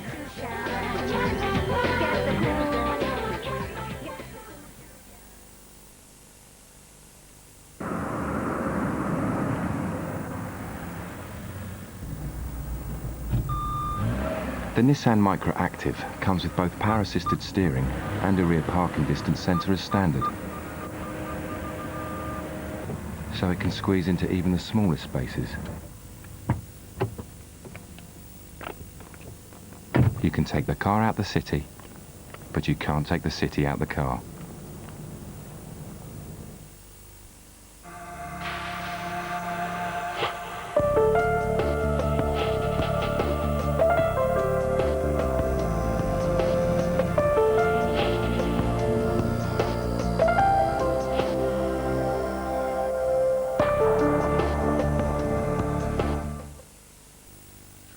And I'll clean the bathroom every day till I leave. Okay, okay. Go on your golf trip. New Flash bathroom cleans great and helps stop dirt sticking. So that time after time after time, your bathroom hardly needs cleaning. New Flash bathroom keeps on doing the hard work, so you don't have to. Where can you feel refreshed? Where can you find a feeling of rejuvenation? How about in your clothes? Awaken your senses with a scent inspired by natural plant and herb extracts inside new Lenore Natural Balance. Lenore, for clothes you love to live in. Don't just sit there. You could save up to 20% on motor insurance. Buy online at directline.com or pick up the phone now. Less hardness, less chlorine, fewer impurities. Thank you. Brita is clear from the taste. My most attractive feature, my hair. It's always been, but science has played its part. New L'Oreal Elvive shampoo with Regenium for hair becoming thin over time. Regenium, derived from one of hair's vital substances, penetrates hair to help bring back thickness. Shampoo after shampoo, my hair feels replenished, thicker and fuller. Impressed? I'm not just impressed, I'm convinced. New L'Oreal Elvive age-defying shampoo with Regenium. It's a real discovery for me. And you too, you're worth it. Only at Boots, a fantastic way to save on big brand toiletries. You can choose any combination of 3 everyday toiletries from the hundreds of products on offer and get the cheapest one free. Come into Boots today for your favourite brands to mix and match. Now available at most Boots stores.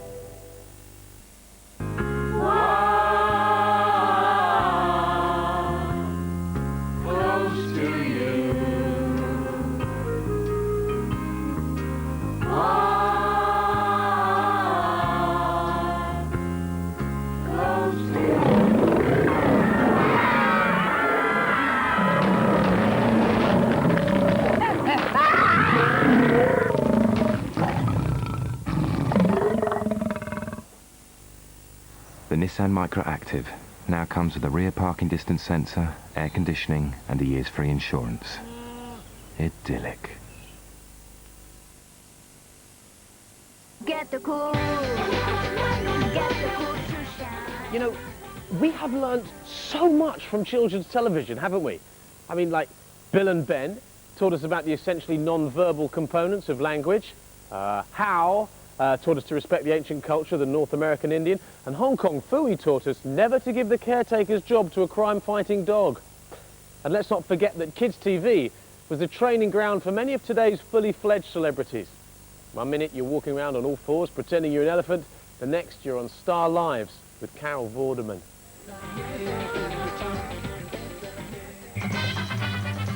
It's weird to think now that there was a time when there was just no television at all on Saturday mornings. The ITV money men realised that there was a serious commercial market out there that was untapped. Loads and loads of kids are sitting around bored out their brains on Saturday mornings. And in fact, within about a year, it's quite sad actually, within about a year of Tiswell's coming on the screens on ATV in Birmingham, which is where it all started, most Saturday morning cinemas in the Midlands completely closed down. Saturday, Saturday, Saturday is Tiswell's day. Saturday, Saturday, Saturday is Tiswell's. Every day's a miscut. Saturday is Tiswell's day. It was just a madhouse. It was just kids roaring about with sort of me as this glorified ringmaster. Very cheap budget, very, very cheap budget. I remember I used to do it for an extra 25 quid for 3 hours on a Saturday morning, which I thought was good. I'd still do. I'd just like to say a quick hello to some of the lads in the forces. Sorry, I haven't got a lot. Well, I haven't got time to say hello to everyone that's written in. Sally James, God bless her. Yes, we all had a bit of a lush on Sally. She had big hair. HMS Osprey, HMS Seahawk, and HMS Ariadne. I hope to have more. Huge amount of families, actually. The dads secretly were watching Tiswas to look at Sally James's legs. And I promise, I must just say one thing, I promise, lots of people ask for photos. I promise during the summer I will get that organised. Right.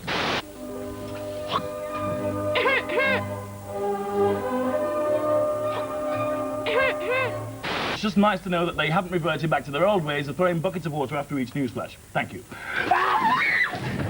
Good morning. Welcome to the 146th swap shop. Multicoloured swap shop then started up on the BBC, and it became very much like, are you a Tiswas house or are you a multicoloured swap shop house? Hello, Warren. Hello? Good morning. What can I do for you? I'd like to make a swap, please. You're a swapper as well. And the swap shop houses were very nice little twee middle-class children. I would like Mini and 2 BMWs. The Tiswas kids were just, you know, anarchic. Oh dear, the Flantling has snuck in again. He's putting a custard pie underneath them as they... This is monstrous, even by his own unspeakable standards. But I was never that fond of custard. I mean, I spent 8 years of my life, you know, my car smelt the custard, my hair smelt the custard, Lenny smelt the custard, we all smelt the custard. Excuse me, sorry about this, all right? Morning. I liked buckets of water. The great thing, the comedic thing about buckets of water is that they change somebody's face at once. It could only ever have been done once in its lifetime, because it was done at a station, and they didn't have a head of children's department. So there was no one to say, my God, you couldn't do that. And now, Susan here. Now, Susan has got something here we're going to show you. Now, look at that. Oh! And not what a pain. Look, it goes the wrong way around. Yes. Put it away, please. Oh, can you do it with the other arm as well? Can I have that back? Just that arm? Please, can I have my finger back? Thank Please. you.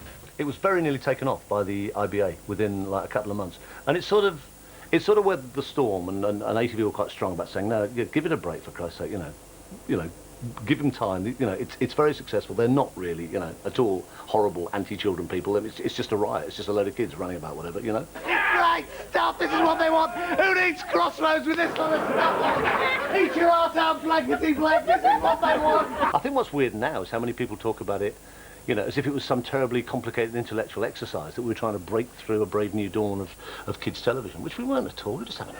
The stuff they want. No wonder Noel Edmonds is out of work. This is incredible. Fantastic stuff. This one is Europe.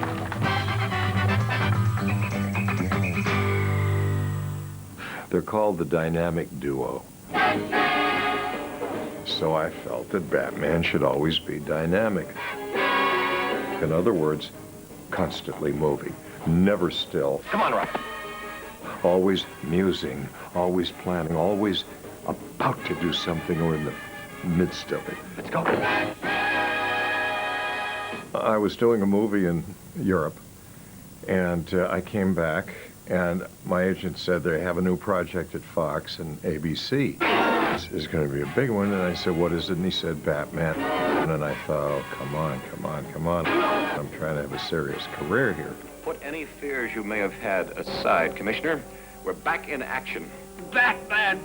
The answer to a policeman's prayer. Thank you, Commissioner. Good night. It was satirical or camp, whatever you want to call it. Holy impossibility. Precisely, Dick. Something strange and unusual is going on. It was bigger than life, with our zany, oversized villains, almost Shakespearean.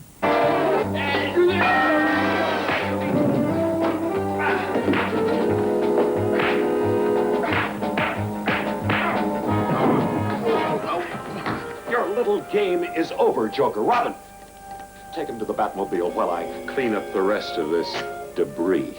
Right. And if you want to pollute any more water, you'll find plenty where you're going. Up the river! The chemistry with Bert and me, as soon as we got on stage, we will kind of assume those characters. To the Batmobile! It just seems to click right in and work.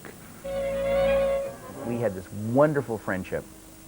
And as a result, we were able just, you know, I mean, we forgot that we were actors, and we just, hey, we took on those roles. We became Batman and Robin when we were in costume, or Dick Grayson and Bruce Wayne when we were in our civvies. Have a whiff of bat gas. You know, it's not fun to run around 12 hours a day in itchy tights and have to plan all of your bathroom stops and watch your stomach after lunch because the utility belt didn't have much flex. It's impossible, Batman. Your assets are tied up by 100 ironclad trusts. Precisely. At the risk of alarming you, I can see only one. What would happen to Bruce Wayne's fortune if he suffered a fatal accident? Gosh, I guess I, Dick Grayson, would inherit it. I'm thrilled that I played Robin. I mean, I experienced a success that very few actors in their careers ever expect or ever receive, and I am not the least bit bitter. Certainly I'd like to have done other things, but I did do something that will always be throughout history a classic. Total family entertainment, loved, still shown all over the world. If I go into a hotel and the television is on or something and it's playing, I'll stop and I'll watch. Look! A living bat skeleton! Batman. Hey, it's Batman. What am I doing? No, what's he doing?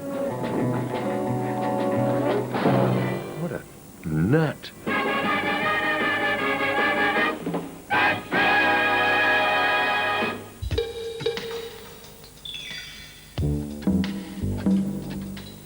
Press Gang was brilliant on two levels. The first thing about it, which was brilliant, was the idea that school kids could go off and kind of run their own newspaper like the adults, behind their backs, lock the door and cut it for themselves in the real world.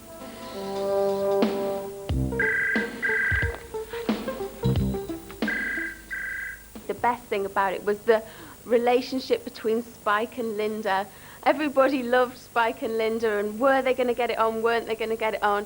I think it was kind of based on that moonlighting idea. What do you want, Spike? Oh, nothing. Just looking. Linda. Well, couldn't you look somewhere else? I'm finding it difficult. Nice pajamas, Linda, but I prefer your other ones. You've never seen my other pajamas. He's never seen my other pajamas. I've seen everything you wear, Linda. I got pictures of your clothesline. I think I wanted to be Linda Day. I know that my first boyfriend fancied Linda Day, and I used to look at what she used to wear, her long macs, her trendy little skirts, and the whole way that she treated her staff. I mean, I hope to God that I'm not quite as much of a despot as she is. Sam not in yet? Linda, I wouldn't. Go away, Linda. By the way, for every hour I work past 1 o'clock, I want a night off next week, okay? Catching up on your sleep, I expect. She's as tough as any editor I've had. I mean, I've worked in newspapers like The Sun and The Mirror and The Mail on Sunday, and Linda probably cut it with the best of them. There's a whole load of parents on their way here to drag us back, tuck us in, and maybe read us a bedtime story. Oh. Well, they're not going to get away with it. No way. I've locked the doors. Hooray! No one gets in here till we're finished. Hooray! Or gets out.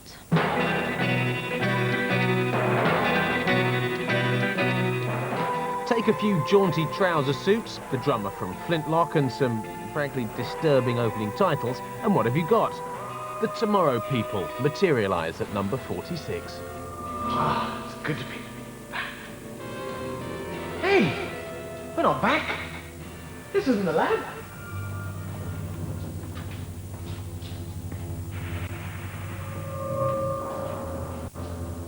Looks like your time discs haven't landed us in quite the right place, Peter. Any idea how far we are from the lab? Well, this is the exact location of your lab. It isn't, you know. Even I can tell that. Are you sure we're in the right time, then? Well, this is the exact date. 1974 AD. So what's gone wrong? Saturday morning, the BBC was for kids. Multicolour Swap Shop was a groundbreaking programme. There'd never been a Saturday morning programme on the BBC that ran for 3 hours without a script. If you had a toy that you wanted to swap, you could phone in and swap it with someone else's toy, which is a brilliant idea. Would you excuse me a moment? I want to take a phone call. That'll be all right. Let's have a call to Linda Baker. Hello, Linda. Hello? Good morning. What can I do for you? I'd like to make a swap. Noel Edmonds, it was his terribly avuncular gentleman. He always had cosy jumpers, and he always looked as if, you know, he had a plate of scones never 5 feet away from him. Right, whereabouts are you, Linda? Hi, Wickham. He was a safe pair of hands. He was like David Seaman in the Saturday morning slot. And you couldn't help but like him, really, but he was a bit soft around the edges. It's part of the world I know very well. What are you offering? Fabulous hair crimper. Sorry, I didn't hear that. Noel Edmonds at the time, who was, you know, was brilliant. You had John Craven, who seemed like a really cool, wacky guy. I haven't got my script. I was used on Newsround to having scripts. You know, every word was scripted. Oh dear. Ill prepared today I was. No, not that script, Tony. And here I was in the middle of this informality and having a ball. Right then. Can you do the next thing, and I'll come back to it? Well, I would have thought... Is it possible? I would have thought it was quite possible to go to the top 10 board right now. Would you think that was a distinct possibility? It's taken us an awful long time to get to where we are today. In fact, it's taken 5 hours, hasn't it? It had the squeaky clean Maggie Philbin and the cheeky and irrepressible Keith Chegwin. While we were on the train coming down from the Swap Shop studio, we discovered that we'd both been to this part of the world on holiday. You could tell there was a bit of a thing going on with Cheggers and Philbin at that time. Probably you would nick my beach ball and nick my ice cream cornet and all the things like that. Now, would I do a thing like that, Keith? I think you would, Maggie. I think once I phoned in and said, I've got a naked Pippa doll. Can I swap that for a rocking horse? Didn't go anywhere.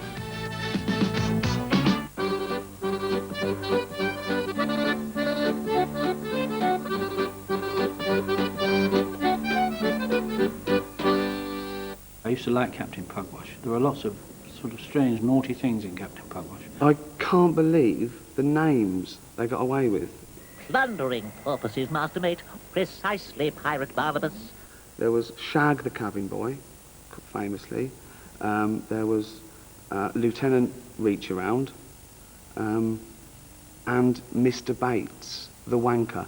Just look at that there bird. Really, Mastermate. Captain, quiet, Tom.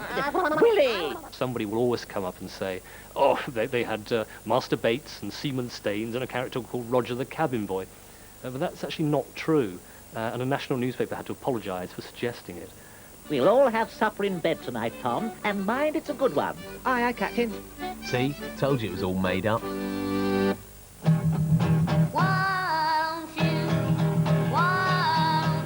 I wonder if you know the name of your own postman. And now it's time for the recipe, which today is ham and cheese snacks.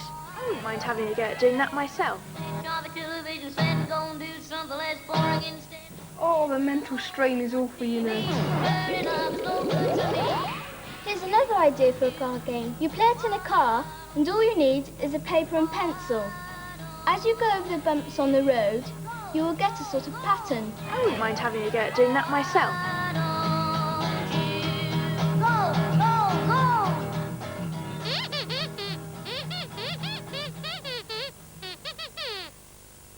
Today, we're going to see how balloons are being made through the square-ish window.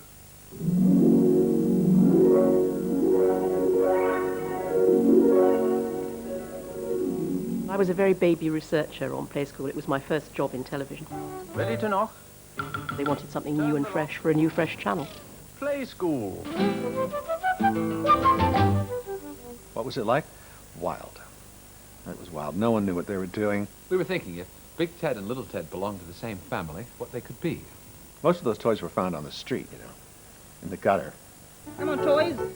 I can't even remember the name of the ugly little female one. What was she called? Hamble. She got up to some very funny things with Teddy in the toy basket. Believe me. Humpty, I want to cross your river. Humpty used to get drop-kicked across the floor like a rugger ball because he wouldn't sit up, and neither would Jemima. And Jemima down there she's got her legs curled up behind her neck. We only had 40 minutes to do a 25-minute programme. And whenever I forgot my lines, I used to look over to Humpty and say, now, Humpty, what's happening next? Because I knew the camera would have to go over to Humpty and be a close-up of Humpty, which gave me thinking time, thinking, ooh, what's next? Now it's time to pay. It was much more relaxed than things that had gone before it. It was much more fun. It was the whole concept of learning through play, rather than being rather sort of po-faced and serious about things. It was a very embarrassing, humiliating experience. I wanted to do Shakespeare.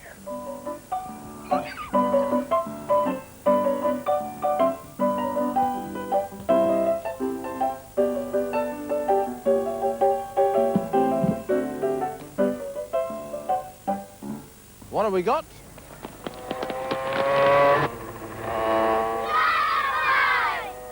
Do you remember Play Away? Oh, I love that show.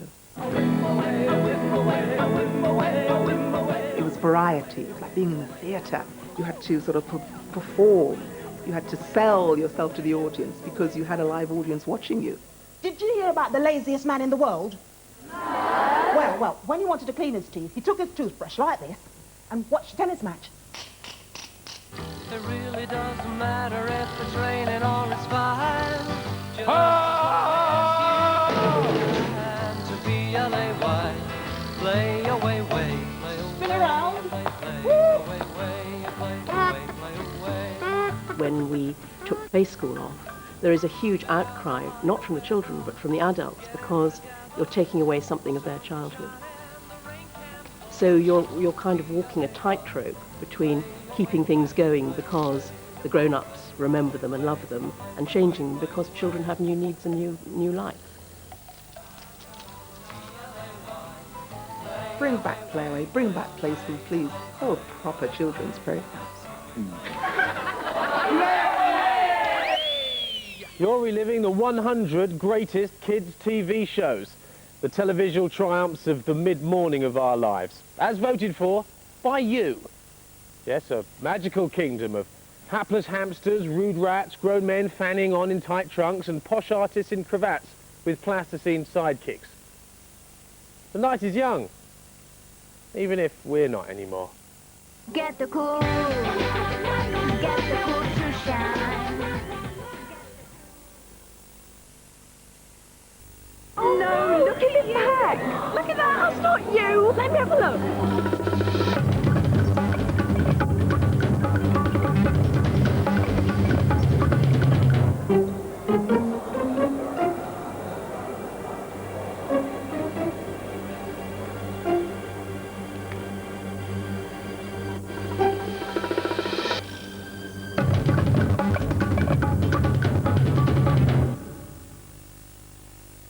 Got far too much stuff.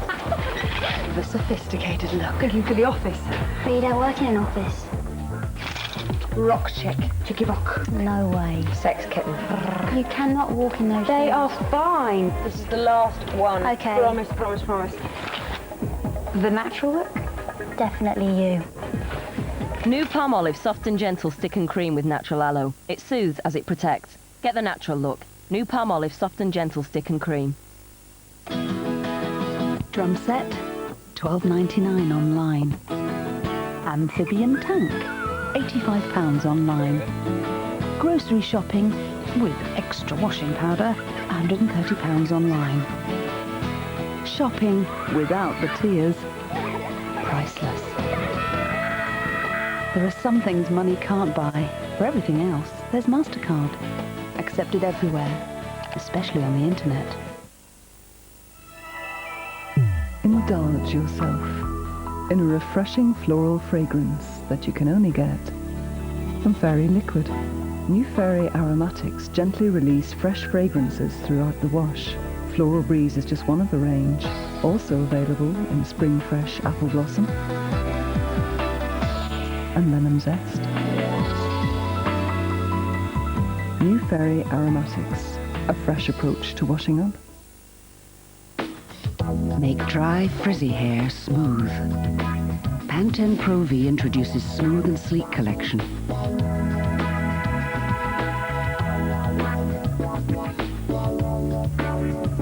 The Pantene Pro V smoothing formula makes even dry, frizzy hair look healthier and up to 70% smoother. So healthy looking, you'll love your hair. Pantene Pro V Smooth and Sleek collection. Imagine if information were water. This is what today might look like. Pretty wet. got the internet, hundreds of TV channels, had some spin doctors and PR gurus. And we've got a flood on our hands. Who is pulling the strings? What is important these days? If information were water, We'd be drowning. What's important? Today's times. In Hollywood, everyone's a player. Because everyone wants to make it in the movies. This town's all an act. I adore all your movies. Thank you. Surely someone can rewrite the script, just like the Toyota Yaris has. It's designed to be individual from the inside out. No, you are kryptonite, baby. You crypto gotta go. I see. It's a whole different act. The Toyota Yaris.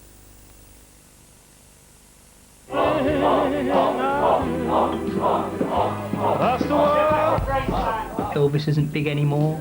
It's Billy, it's Britney. You start as Britney Spears on Monday. I think I did it again. Get the cool. Get the cool to shine. They're all very innocent, aren't they, these children's TV shows? You know, another country and people do things differently there. They don't drink, cavort with dirty women, snort coke or fall out of a taxi outside Stringfellows covered in vomit. Well, that's what I thought when I was growing up. Time for some clips that make you realise that kids' TV actually was all about sex, drugs and rock and roll.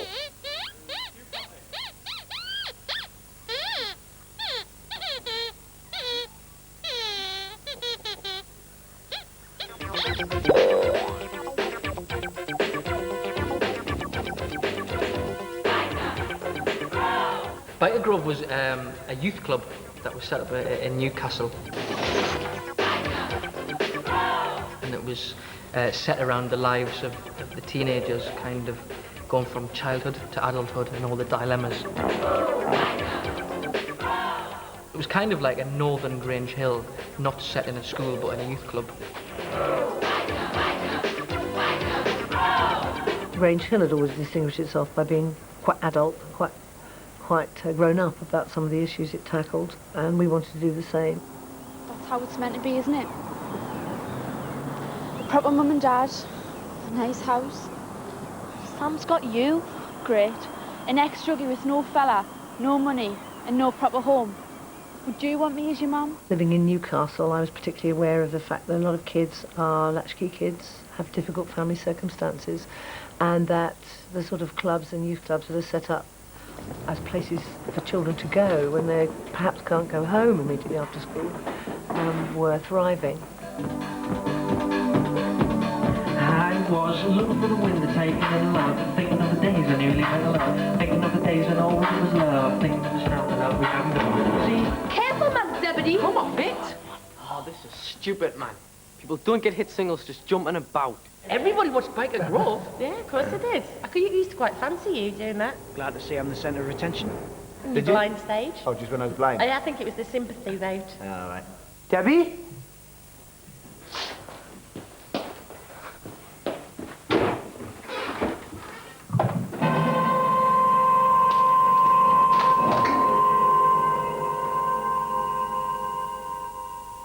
Ant and Dec were little diddy boys when I remember them at the first round of auditions. Never done any telly before, obviously, just been in school plays and so on, but they seemed a couple of likely lads at the time. And so it proved, and it's wonderful to see them still little diddy lads, but rather big successes. This was attached to the brick. What does it say? This is your last warning. If you want to stay healthy, keep off our patch. Somebody was killed joyriding, drugs. I think they've done pregnancy. They've done a lot of really, hard-hitting issues. Come on, Morph, let's dance. Have you been drinking? Have you taken something? Please. You have, haven't you? You're so stupid. Did she give it to you? Did she? Come on, Morph, let's dance. I'll marry you. Oh, Marcus, get off. It's always managed to mix those tough issues with the fact that it's kids and kids are joyous and optimistic and have a lot of fun as well. Ladies and gentlemen, please take your seats as our main feature is about to start.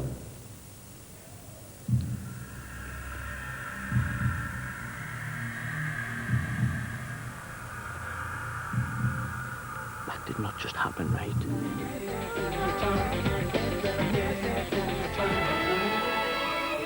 G-Force, fearless young orphans protecting Earth's entire galaxy. That show, I think, came out a couple of years after Star Wars. Always five, acting as one.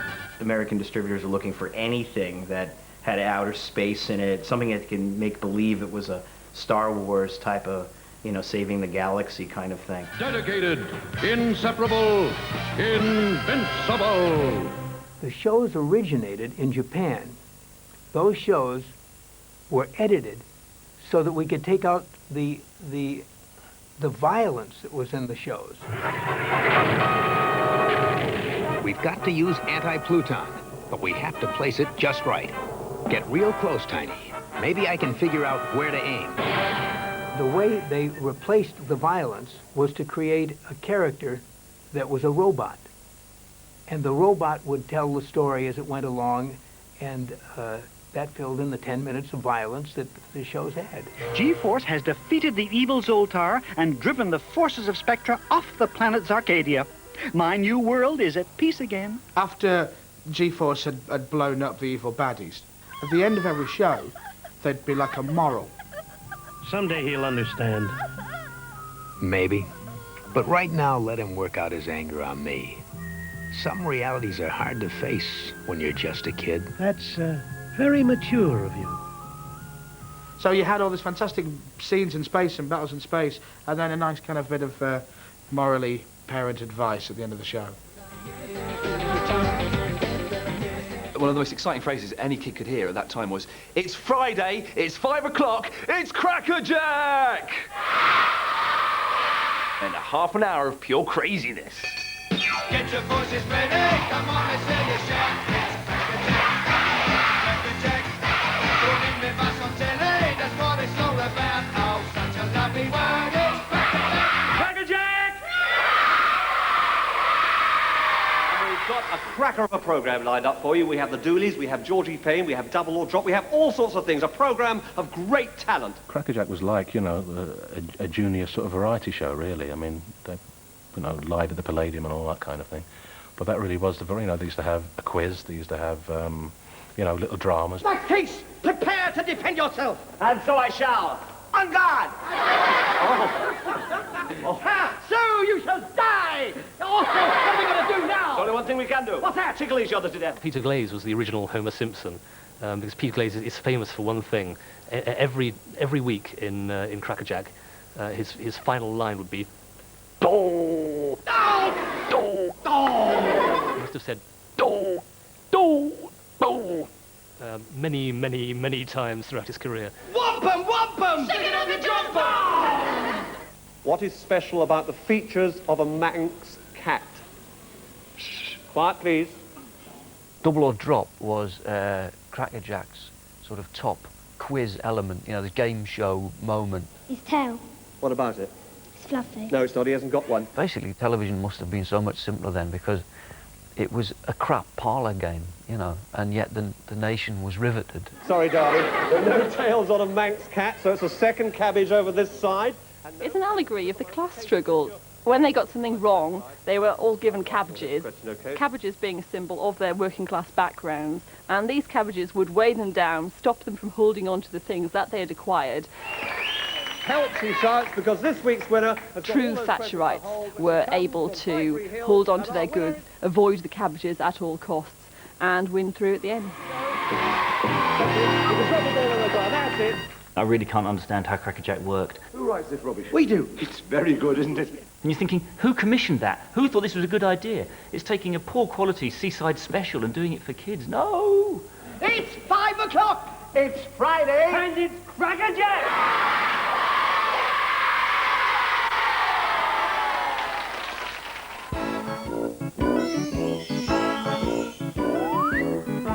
Oh, didn't they look young and innocent?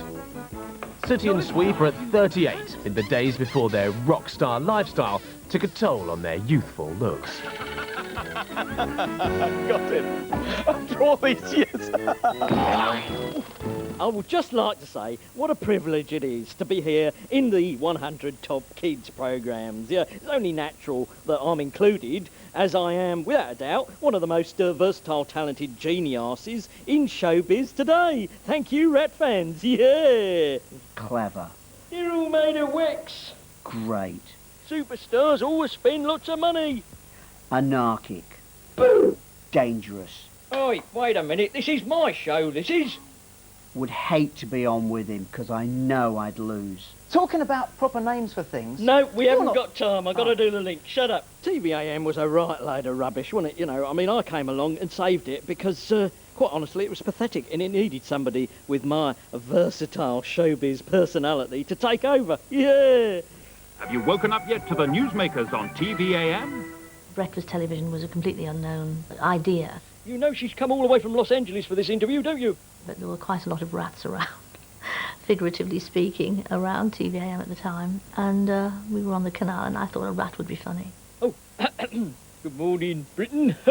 Roland here. The day that Roland went on television and went, "Hello, Britain," my husband said, "You be careful what you're doing, you know, this is terribly dangerous."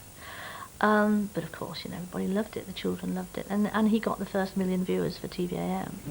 Now it's time once again to hand over to that matinee idol of the sewers, Roland Rat Superstar. Yeah, Anne Diamond, of course, she fancied me. She used to work on the tills at Tesco's until she was discovered by me. Yeah, I like Anne. She's great, Anne, isn't she? Yeah. Incidentally, am I getting paid for this? Many light years away, on the far side of the galaxy, lies Ark.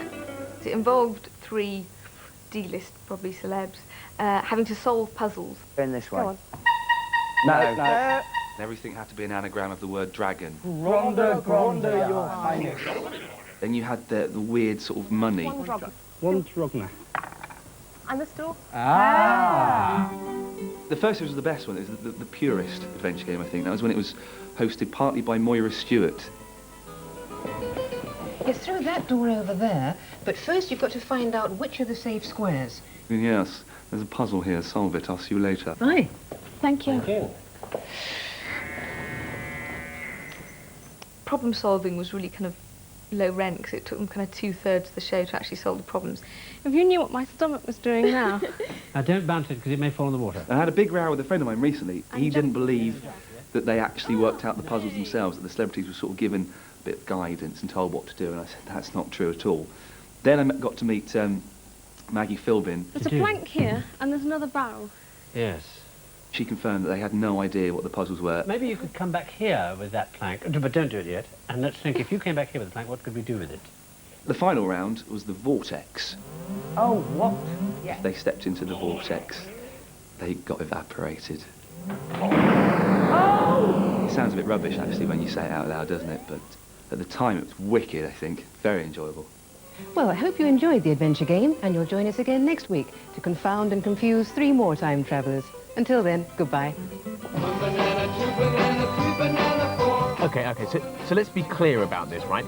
There was a beagle called Fleagle, a gorilla called Bingo, an elephant called Snorky, and a lion called Drooper. Oh, and the lion had his own Dear Drooper part of the show where he dished out advice to kids. Do you think young people really needed drugs in the 60s when they had shows like this?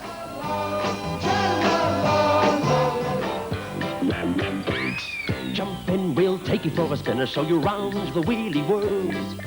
Making characters walk is a very slow and expensive process, so as it happened, they'd been born with wheels instead and trundled about quite happily, and they had ramps to go up and down. It was very PC, really, you know. Show you all the sights of wheelie world. The Wicked Witch, Fenella.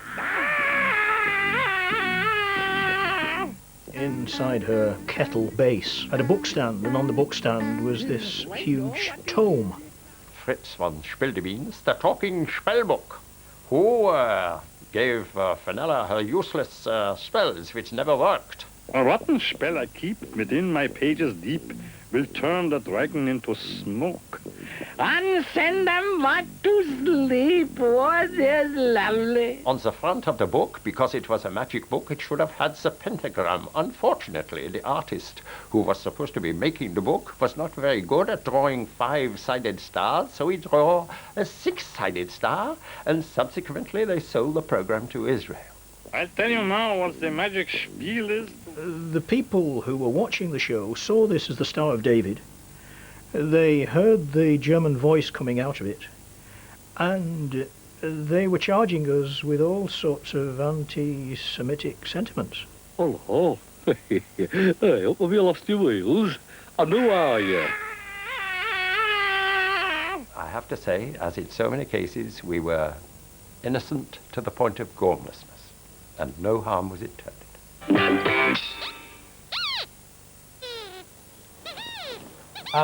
Any room for a little one in there? You're not filming this, are you?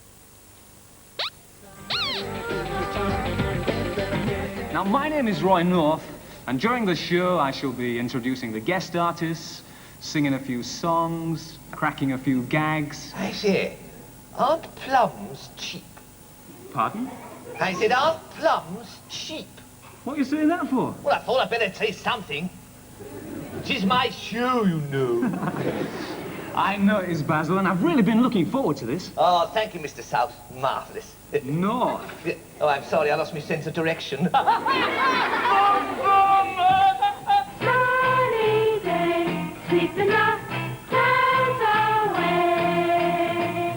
On my way to where the air is free. Getting down there, how to get to Sesame Street.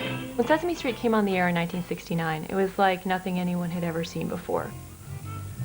Sally, you've never seen a street like Sesame Street. Everything happens here. You're gonna love it. Sesame Street took place in a Brooklyn neighborhood with brownstones and garbage cans. When we look back on it from today's perspective, it may not seem so radical. At the time, that was insane. Hey, you out there in TV land, everybody watch! This is 1969. Robert Kennedy had been killed. Martin Luther King had been killed in '68. There were riots. We had riots all over this country, burning cities. Every night the news was bringing you more bad news, and I said that people stood there and said to the TV set, so do something. Everybody wash your ears! Sesame Street was considered groundbreaking for a number of reasons.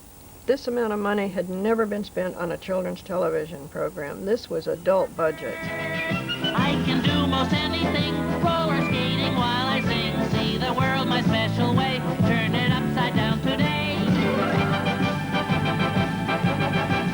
It was groundbreaking because nobody had ever said, let's use commercials that are selling products to, quote, sell letters and numbers. 1, 2, 3, 4, 5, 6, 7, 8, 9, 10, 11, 12. Some people felt that because it had a fast style and a kind of psychedelic style sometimes, that it would get kids turned on to acid and onto drugs, that television was like a drug trip, and Sesame Street was the worst example of a kind of drug trip. Bert, can you bring me a bar of soap? Yeah. Yeah, just toss it into old Rosie here. Bert and Ernie, with big eyebrows, who lived a very strange, sort of almost gay couple existence. Who's Rosie? My bathtub. I call my bathtub Rosie. It was rather like The Odd Couple or Eric and Ernie, you know, Morecambe and Wise, they used to sleep in the same bed together in their sketches. Ernie, why do you call your bathtub Rosie? What's that?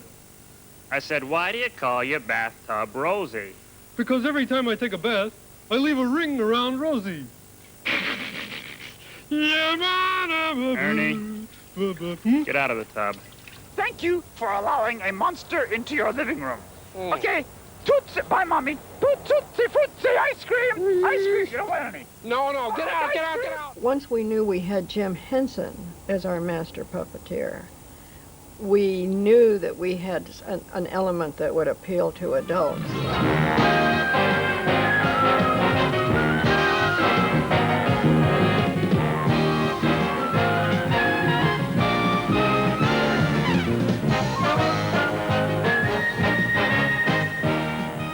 My granddaughter, when she was 9 months old, used to try to hug the TV set whenever Elmo would come on, or pat the glass to see if she could feel the fur that she knew was there from her dolls, her Elmo dolls. But it's an amazing phenomenon. It's just amazing.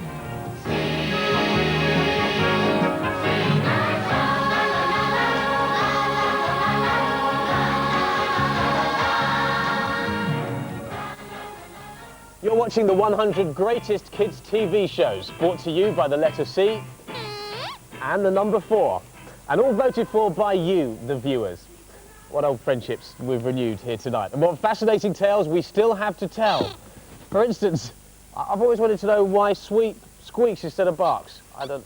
what? Oh, I'm sorry, okay. He's been done by the vet.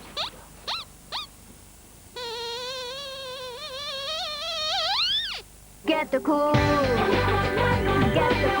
shine. Hold that tiger, hold that tiger, hold that tiger. Where's that tiger?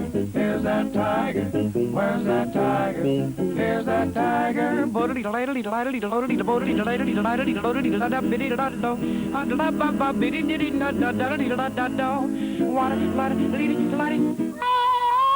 The Vauxhall Astra SRI with sports suspension handles life beautifully.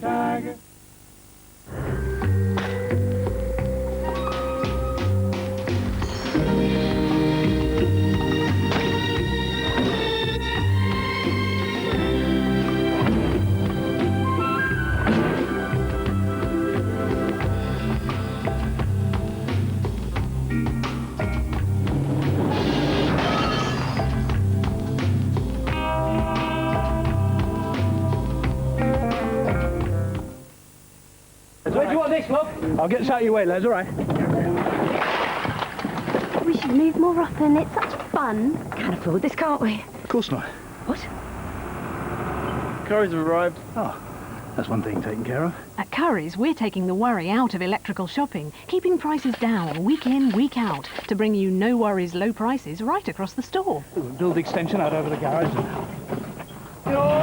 Like this 1400 spin washing machine at under £300. Just when you need it.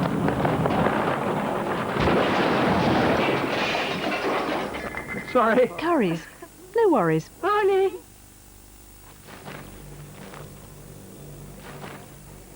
There is another way to cool down this summer. McDonald's delicious new Strawberry Crunch McFlurry.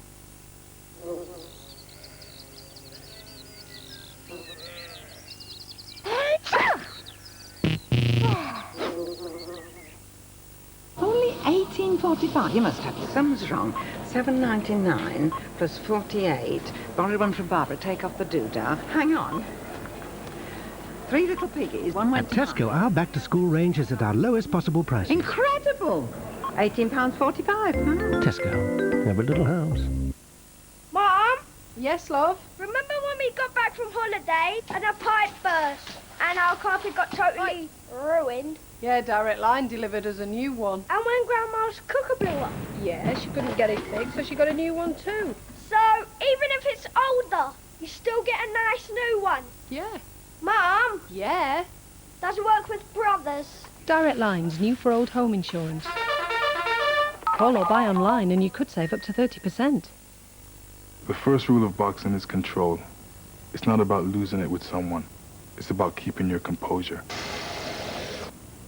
But if I was called out to a home where it seems a man was using his fist on a woman, beating her up over some domestic row, I don't know if I could keep my cool with that man. I couldn't swear to that.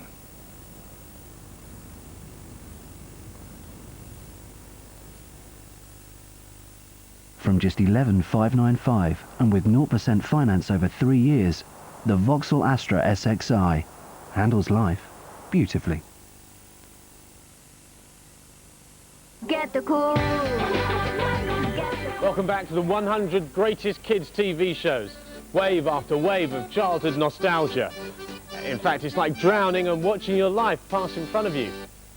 Except it's just the first few years of your life. And it's taken 3 hours. That's very slow drowning.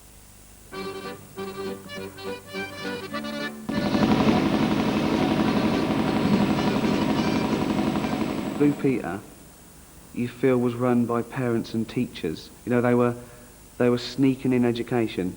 You know, even an hour after school's finished, they were still trying to educate you. Each new head of children's programmes who goes in thinks, I mean, it's been there such a long time, I ought to do something about this. And I thought this when I went in as head of children. I thought, really must tackle Blue Peter. And then you realise that it is absolutely at the heart of the schedule.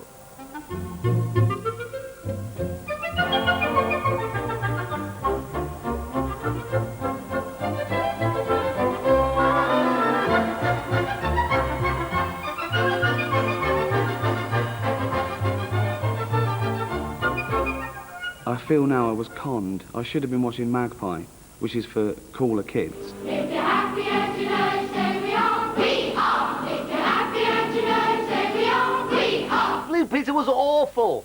I used to hate, even as a kid, I hated Blue Peter. It was awful. It was so twee. It was so staid. It was so full of nice little children pretending they liked butterfly collecting. I just found it so dull. Sit down.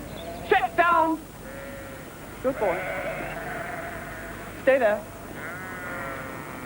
No kids watch Blue Peter. That's a fact. No one watches it. And it's that dodgy 5:05 slot on BBC where they start doing things for slightly older kids. But they just get it really, really wrong, I think. My driver was John Blocky, who became British champion a week after he took me down the run. John was giving me the ride of a lifetime. We shot round every corner perfectly and got our speed up to around 90 miles an hour. But we didn't know that ahead of us there was a hole in the ice wall, and by a 1,000,000 to 1 chance, we hit it. Not so bad. I couldn't get out of the sledge, yeah. But actually, the best bit really is my hip. You ought to see this. How about this for a bruise? Where is it? There. There it is. That's nice. You slid a long way on that, didn't you? I did, yeah. I think I used to drive my mum a bit mad when I watched Blue Peter, because I'd always want to either start making cakes or giving her a big list of stuff that I needed from the shop that was going to come to about 20 quid. That's for you. You don't do yourself justice, you know. It's actually very light. Anybody got an electric saw? Well, I was hormonally challenged by Blue Peter, because first of all it was Valerie Singleton. I had a big thing about her. Big thing about Leslie Judd.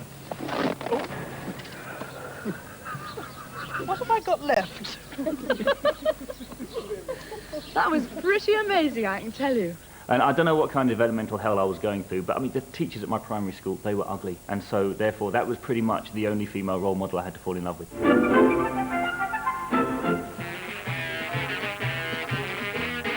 Next up, Rhubarb and Custard, the wobbly tea time cartoon that looked like it was drawn on the bus going into work.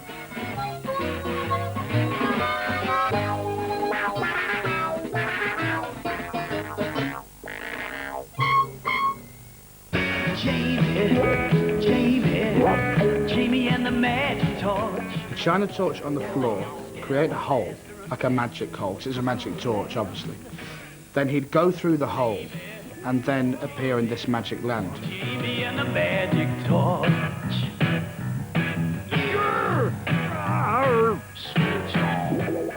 We had bits of psychedelia and bits of trendiness, and we picked up influences wherever they were lying about.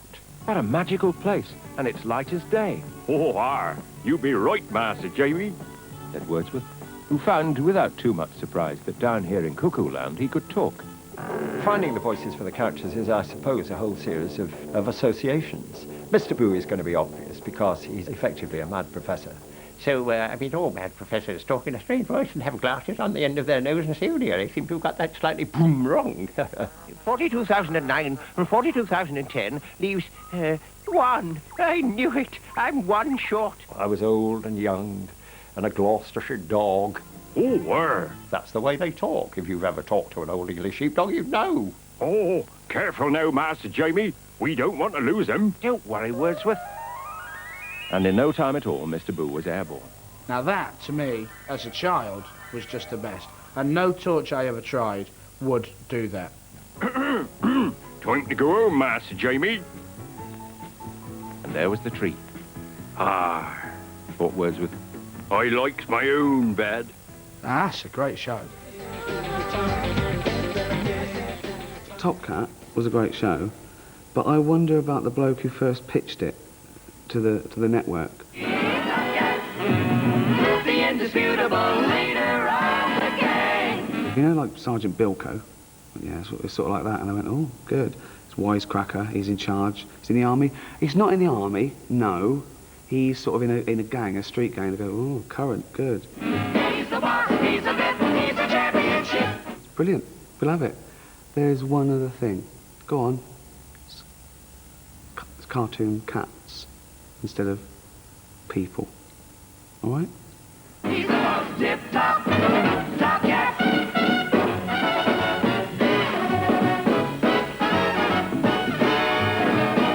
Yes, he's the chief, he's the king, but above everything, he's the most tip-top, top cat.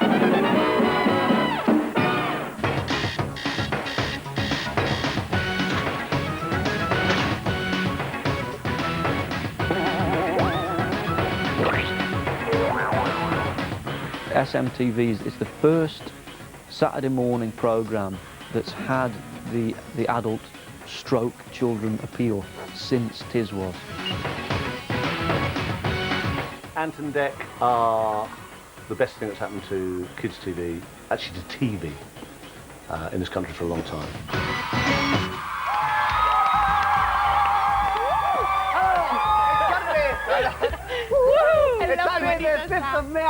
I'm Cat. And I'm Dec.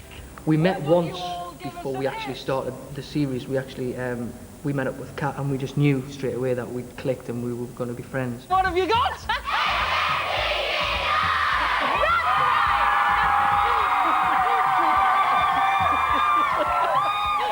The main thing when we started was not to talk down to kids or patronise them.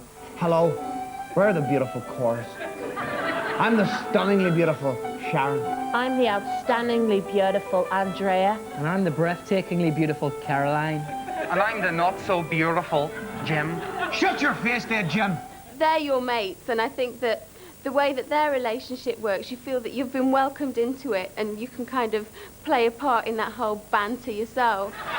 People often ask us, how can we be as beautiful as the beautiful chorus? Oh, the beautiful chorus. And we say to them, everybody is beautiful, just most people aren't as beautiful as us, the beautiful chorus. Beautiful. They clearly enjoy doing the programme. I think it's the sort of programme where if they weren't enjoying it, it just wouldn't be made. Right, I'm off to practice. Okay. See you later. Bye.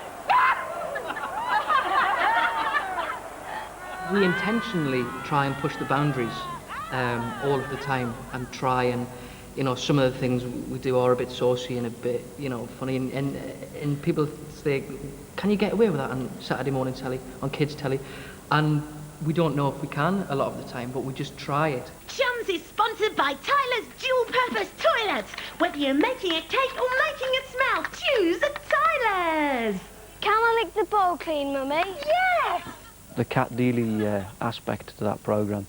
So, you know, you've got your dads sitting at home there watching it with their kids, and there's a little bit of a special appeal there, if you know what I mean. No more late nights out with the lads, no more chasing leggy, blonde, big-chested models around seedy nightclubs. Is that what you mean? Yes, and you've got to change too. I will. Ant and Dec and Cat, the three of them, they've kind of made a programme that isn't really children's TV. It's just, if you get the joke, you get the joke. And something like Chums, there's a joke on every single level. If you're a 5-year-old, you can think it's funny. If you're 50, there might be a gag in there for you. If you're 25, it's funny as well.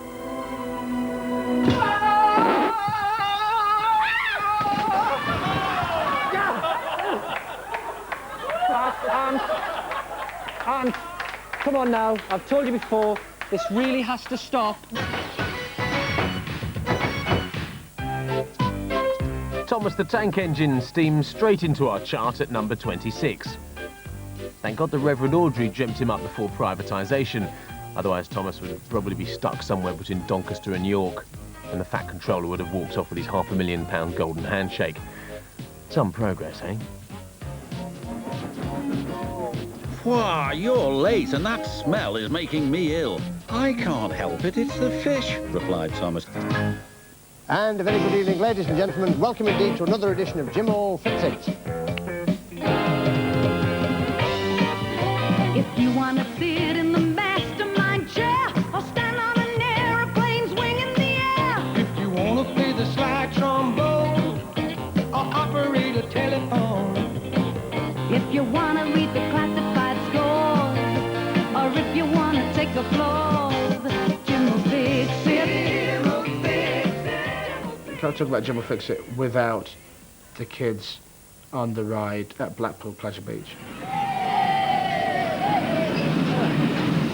Come on, boys, gather round, gather round.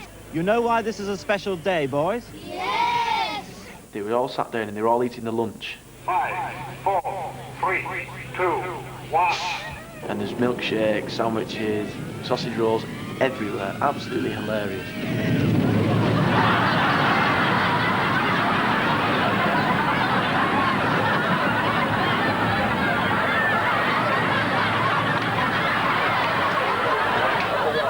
My favourite was the little fat chubby one. His little chubby cheeks would go like that while he was on the revolution, and his drink went all over his face. And I just thought, I'm going to get that now at school for the rest of my life. I'm going to look like the fat kid from the roller coaster. Brilliant. What do you think? Have they deserved their Jim will Fix It badge? They never said no. No, they were crap. 5. My name's Virgil, and I'm a bisexual. 4. I would like to sleep with Lady Penelope. 3. In her pink car. 2. With Parker. 1. That'd be nice. Thunderbirds are go.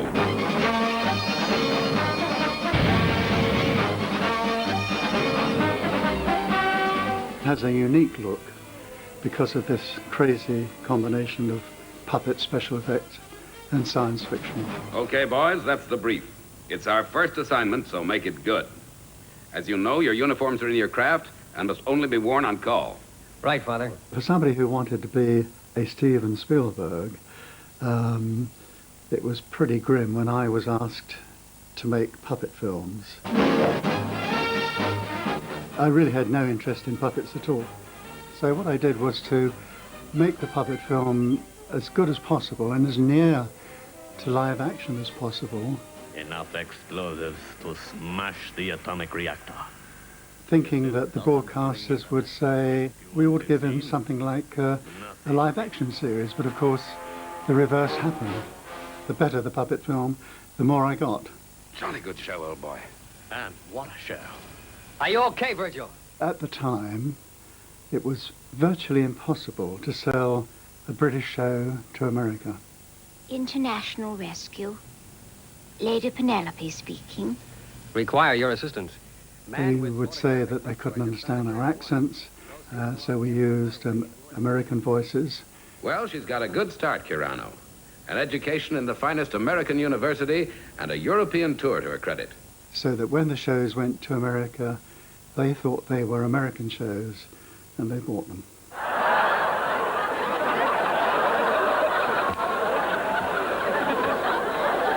Telephone for you, milady. Hovis? Yes, milady. Why do you speak in that ridiculous accent? It's the American idea of how the lower class Britisher speaks, milady. We're closing in on him, milady. Good, Parker. For the first time, you get a good, strong female role model, which is Lady Penelope. Mobile control. FAB. And actually has a male employee to boss about, and clearly has her own career, is wealthy in her own right. You called, milady? Who's a strange cross between Barbara Cartland and Mrs. Thatcher. Go ahead, Parker. In today's money, Thunderbirds cost £1 million an episode. There's nothing anywhere in the world, not only now, but over the past 35 years that has the look of Thunderbirds. It's totally, totally unique. Boys, I think we're in business.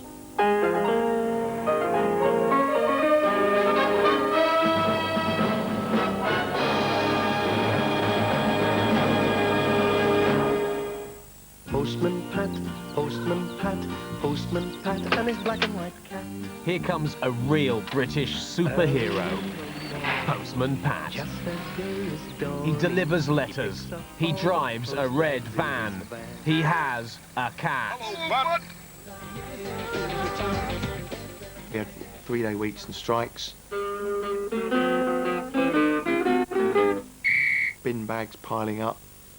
Bodies waiting to go to the morgue. Pew, Pew, Barney McGrew, Cuthbert, Dibble, Grubb. But not in Trumpton. It was always lovely there.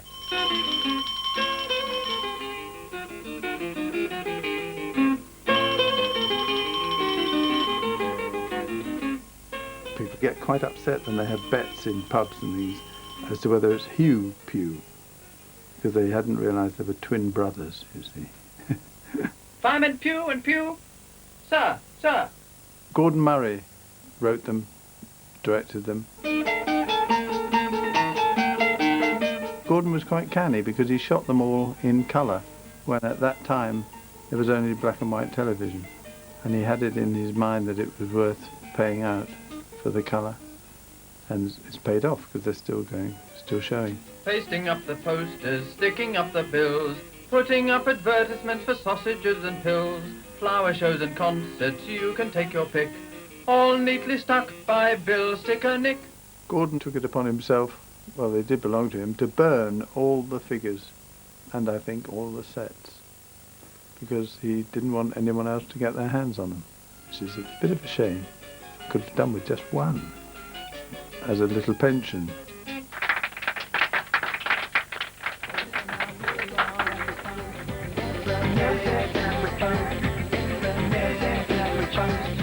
You're watching the 100 Greatest Kids TV Shows, and I'd just like to mention...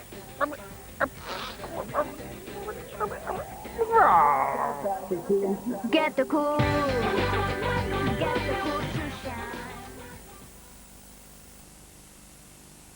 Prepare for the funniest full-scale war the world has ever known. Cats and dogs. In cinemas everywhere now.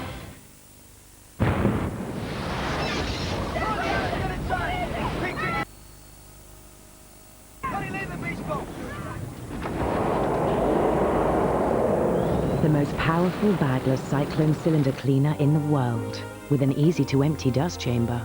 LG Cycling.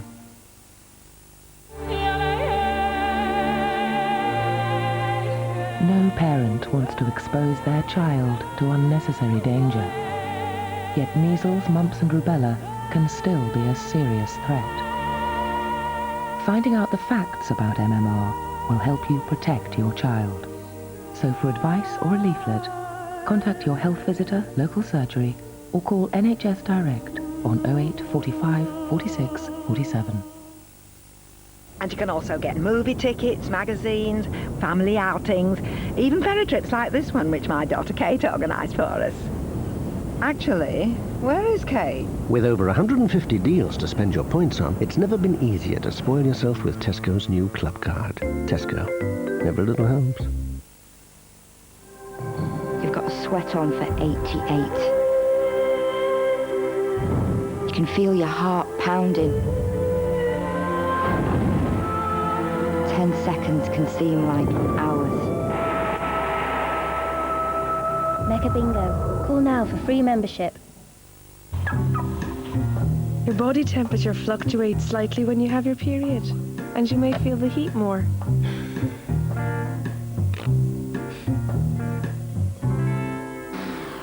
That's why new Always Ultra are absorbent, and unlike other pads, they're now breathable, so they're the driest Always pads ever.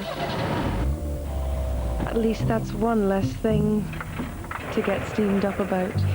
Always talking your body's language. Potty training is a big step. New Huggies pull-ups help make it easier. They look, feel and go up and down like real pants, and they're absorbent. So if there's a little accident, no problem. In pull-up, she knows she's out of nappies and starts to feel quite grown up. Pull-ups, end of nappies, start of pads. With a remarkably low centre of gravity and the longest wheelbase in its class, the Ford car has incredibly secure handling. Stay glued to the road from £6,960, including 1 year's free insurance and 0% finance. The Ford car from just £6,960. Ford demands a closer look.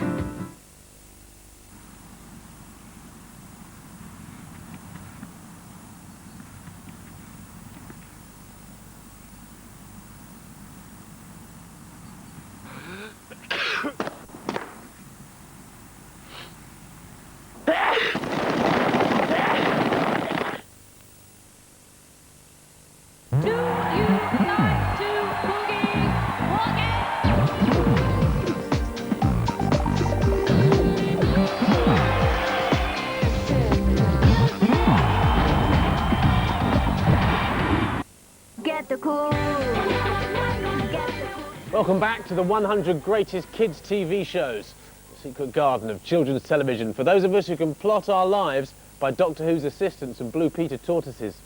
Some things, though, have always stayed the same. Always have done. Always will.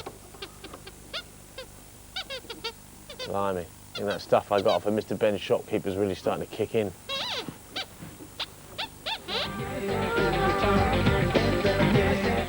Mud. Mud. All over the street, it sticks to your feet. It's mud. Oh, yes. Mud. Maid Marian with Tony Robinson. Raffle ticket. Who'll buy a raffle ticket? Fabulous prizes. You, Christian, what are your fabulous prizes? A fabulous box of mud, 12 fabulous bottles of mud, and a fortnight's holiday for two. Where? In some mud. Tony Robinson played this, like, really dirty, filthy, a bit like Baldrick, I think. Bullseye! What a shot, eh? It was really, really funny. All the gags were spot on. And of course, Maid Marian was very attractive. Pardon? See what a lusty staff I have. Look, I don't want to be rude, Mr. Ron, but it's a very large bridge, and quite frankly, you're not exactly massive, are you? This will go down in history as one of the best TV shows ever for kids. Wasn't it funny? Wasn't it the most hysterically humorous thing you've ever seen in your entire lives?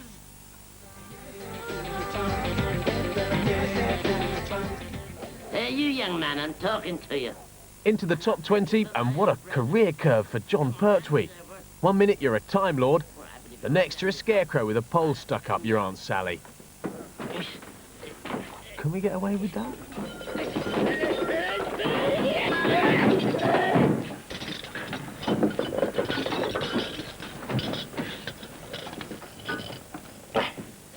Good evening, young man.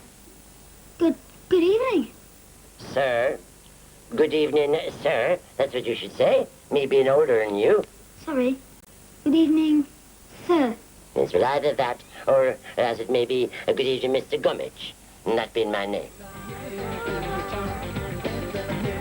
I still think it's one of the great ideas that Bill and Joe have had. Flintstones, meet the Flintstones. Putting on a sitcom show based on contemporary values with that twist, a wonderful twist of using prehistoric gimmickry. Courtesy of Pretzel Beat, when you're with the Flintstones, have a yabba dabba do time, a dabba do time, we'll have a gay old time. The Flintstones was unique as a nighttime, primetime cartoon for the whole family that was a half-hour length. It wasn't like the old-style 8-minute cartoon you used to see in movie theaters, and it was kind of based on a sitcom format, which was quite unique at the time. Wilma, start packing plenty of sandwiches, eh? What? Fred, one, just one. Will you try to forget that stomach of yours? Oh, that's asking him to forget an awful lot, Wilma. Fred was a bit divvy, and Barney was a bit divvy, but Barney's wife was hot. You know, he was banging a real hot cartoon chick. He was obviously getting it regular, and he was just like, oh, okay, Fred. He didn't care what Fred wanted to do, because at the end of the day, he'd go home and have it hot with this cartoon woman. And as a child, I thought, you know, when I grow up, that's the kind of woman I'd like. It was on TV at 20 to 6, and the news began at 6:15. So everybody would be settled down with cups of tea and biscuits and whatever else, and it would be, shut up kids and watch the Wombles.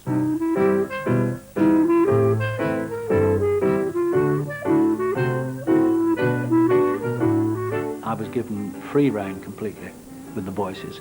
And the voices were easy in a way, because all I had to do was to read the script by Liza Beresford, and then look at the puppets. And you got the hierarchy and everything, and it was all there for you. Tomsk, Wellington and Bungo are ready to start work.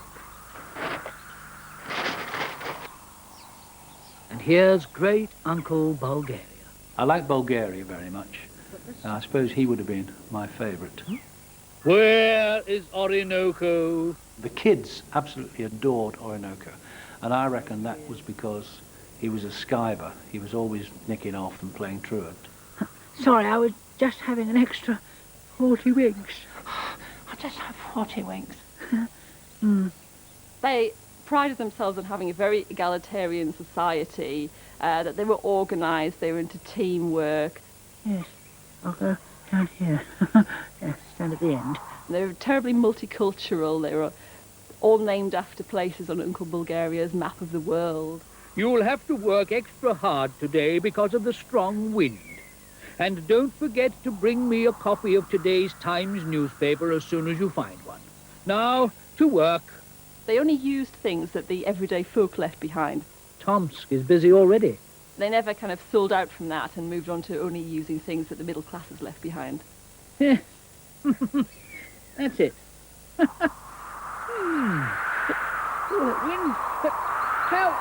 They did cause a lot of problems, I'm told, in Wimbledon on the Common, because children actually thought that they were real. They had to be dissuaded from walking about with a bag full of rubbish, throwing it under bushes, in the hopes that a womble would pop out and pick it up.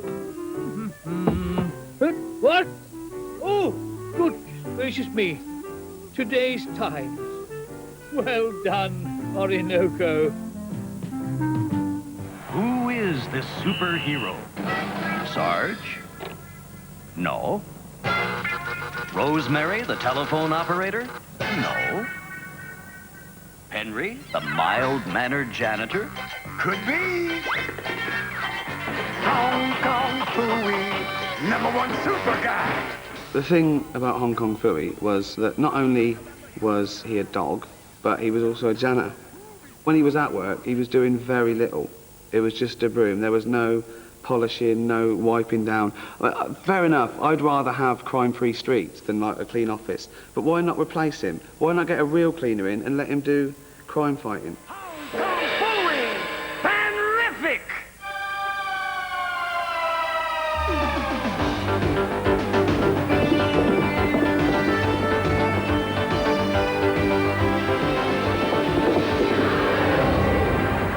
It was just the most exciting thing. It was virtual reality on TV. I think it was the first time that had been done. It was sort of Dungeons and Dragons and Goblins and Trolls and, you know, nerdy Pratchett stuff like that. And it was quite witty as well. Welcome, Watchers of Illusion, to the Castle of Confusion. You'd have these jobbing actors coming in who I'm sure, you know, more than embarrassed by it, pretend to be a jester and stuff and being a bit wacky and giving clues and stuff. There is no correct route through the dungeon, but the right path can be found using logic and guile. Turn then, face the door, and take a step forward. Where am I? You're in a reasonably large room. Ahead of you on the wall there are 2 doors with portcullises in them. It was the first intelligent game show for kids, I would say. first one where kids actually had to think. There's a bomb lighted, David. Okay, you might All right. road anything, get him through Step that. forward, one step. Turn left. Walk forward. Walk forward. And another one. Another one, quickly. Quickly. And another one. Bomb explosion imminent. It was actually kids having to work out logistical problems and doing things. It was good, I think. Farewell, David. You did well, but I'm afraid you came an awful cropper. It's funny, Wallace and Gromit have just grown on me all the time, and the longer I spend away from them, the more I think about them.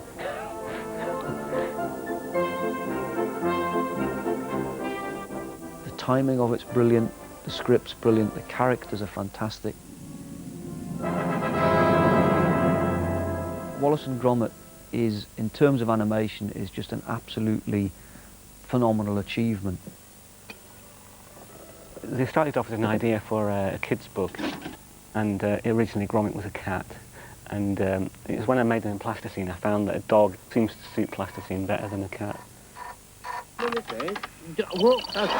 Steady on. Wow! Gromit! Oh! Wallace, you would think, with that bizarre mouth, that it wouldn't really be possible to have a character with many sort of visual expressions, you know. In order to get his mouth wide enough, I've first of all got to get those teeth out. And this is where I am in danger of moving the entire set.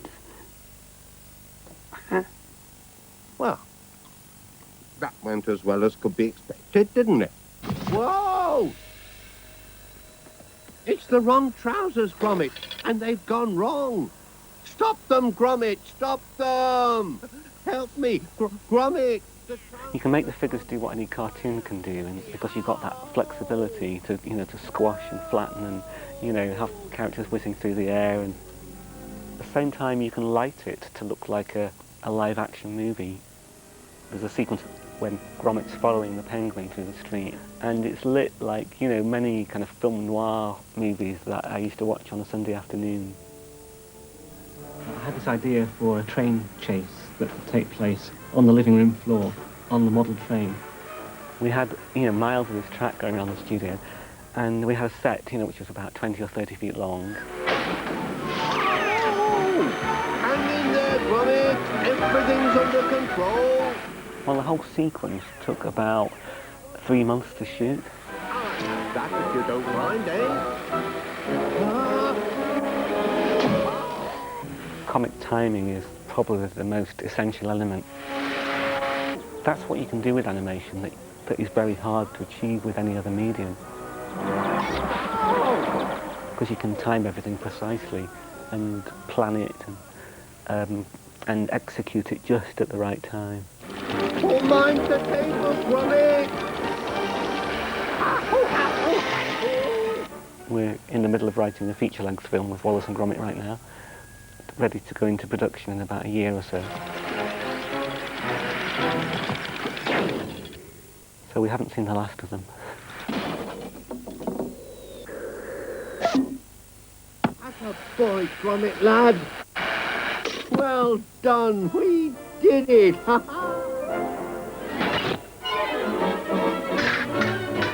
For 60 years they've been playing cat and mouse with us. The original Itchy and Scratchy, Tom and Jerry, have won an amazing 7 Oscars. Bet they can't agree on who gets to keep them, though.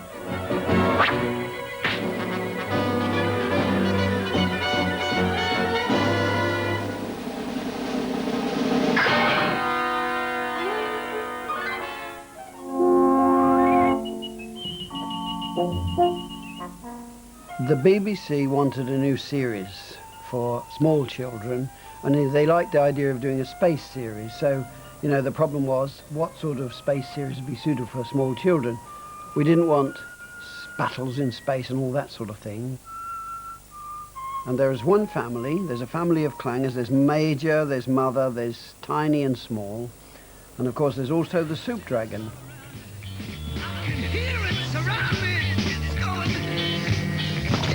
Just what is that, and what is it doing there? The scripts were fully written out, and then Oliver Postgate and Stephen Sylvester sat down with their Swanee whistles and whistled it, so that, you know, you could really understand almost what they were saying. In fact, when Oliver and I went to Germany, Oliver showed them this film with no voices, just the actual whistles. And he said, I don't suppose you understood what was going on. And the German said, oh yes, they're speaking perfect German. So whatever language people speak, they seem to think that the clangers are speaking their language. What came through in the clangers, I think, was Oliver's own ideas about peace, about living with your neighbours, about, you know, treating people with respect. And there's a lot of love in there, and I think the message comes through, really. Good night, chicken. Good night, tiny clanger.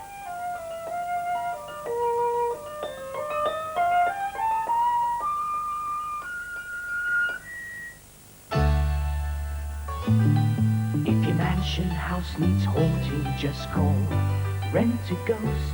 Yes, at number 12, The Exorcist meets the Chuckle Brothers in the shape of Rent-A-Ghost. Hilarious slapstick, that Timothy Claypole character, and Audrey Roberts out of Coronation Street. You do not understand. I wish to make a proposal to all of you. But you cannot marry all three of us. That would be big of you. Bigamy. That's what I say. Well, that's the weather, and now late night lineup.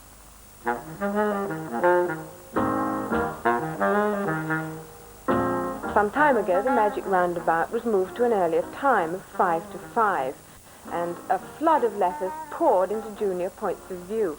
Here are just a few of them. I am a dedicated Dougal fan, and I may probably never see him again. In order to be home for this program. Yours in anticipation. We beg you to reconsider and return the magic roundabout to its original time.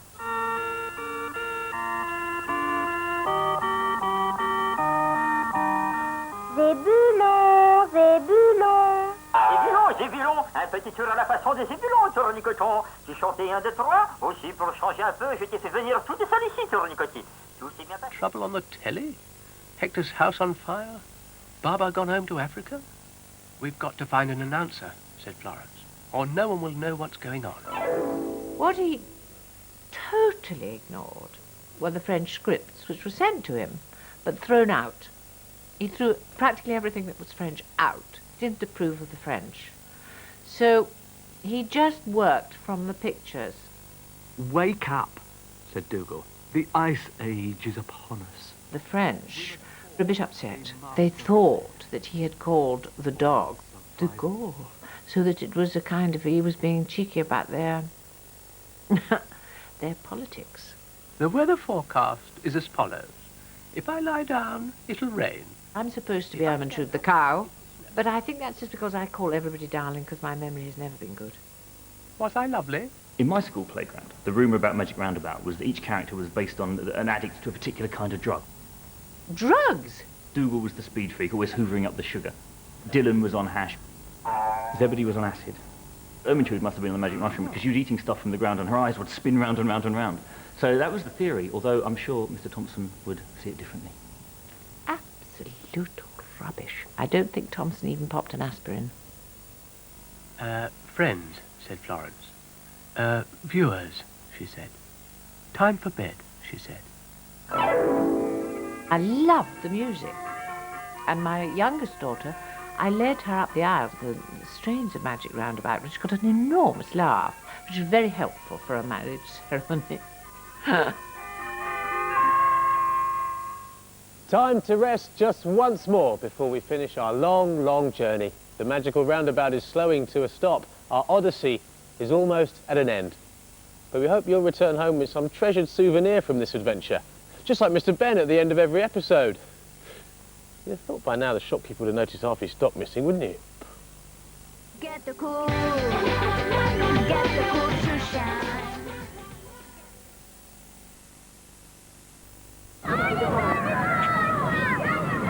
Hello, Matthew. Hi.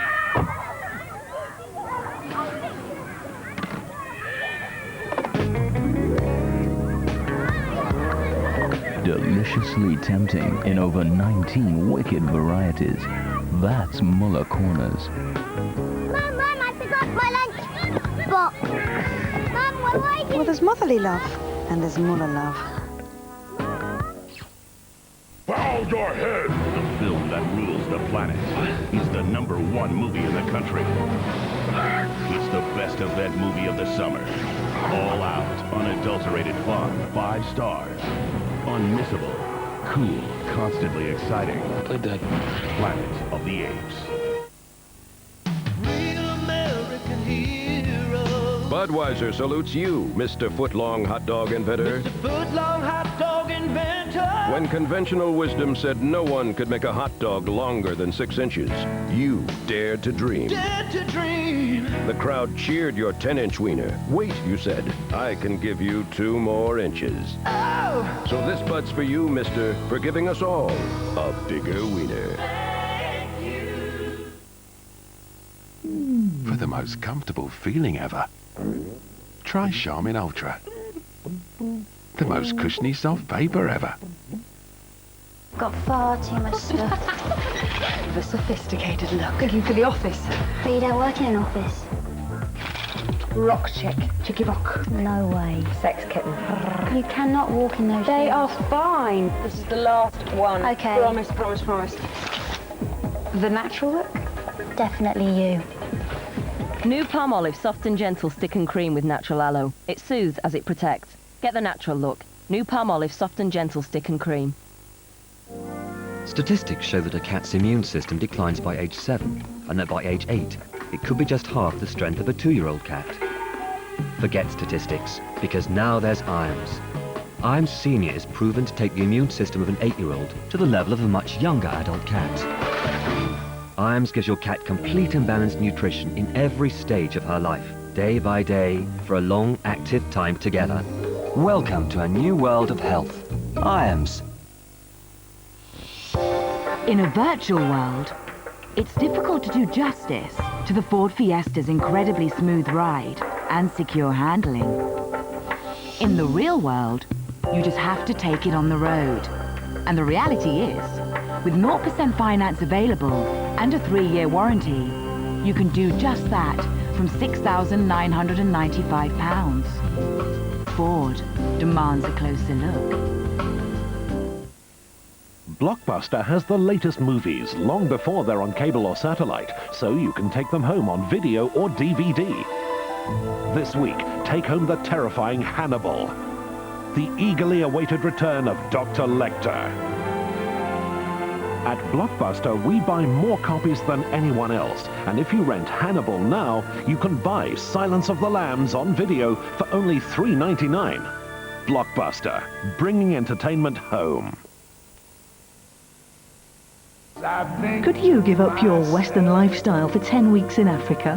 You are not allowed to eat eggs, meat, milk from the cows.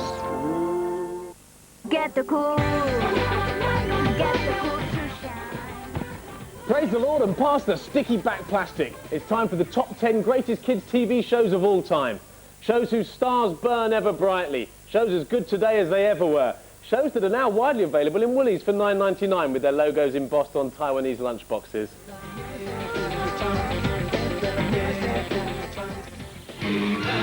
And the Masters of the Universe. It was a very unusual kids' program in that the hero had very few vulnerabilities. When the hero picked up his sword and said, "By the power of Grayskull," he basically then just slew all the baddies. The real story is Mattel Toys. That hook won't stop He-Man. It was the first show where a manufacturer, a toy company, put money into a cartoon show, and it was a big campaign to sell to kids. Now may the mightiest warrior win. Buzz Off and Whiplash, figures from the Masters of the Universe collection from Mattel. You can't produce 65 episodes of an animated show if you don't already have money and if you're not sure it's going to succeed. How do you make sure it's going to succeed? You already have a toy that's very successful, therefore it's a safe investment to pump a whole bunch of money into making 65 episodes promoting that toy. That away, He-Man. I have a score to settle with Skeletor. There wasn't this kind of thing you get with Spider-Man where he'd run out of his powers or he'd get captured. It was always just this relentless march of victory. Thanks, He-Man! And you could see this kind of in America at the time, in the 1980s. when America was trying to take on the Soviet Union, present itself as this force for good against the evil empire. Very much this, here we are, here's our sword, here's our strength, here's our power, and we're the masters of the universe. So you could see it's quite scary. Cringer became the mighty Battle Cat, and I became He-Man, the most powerful man in the universe.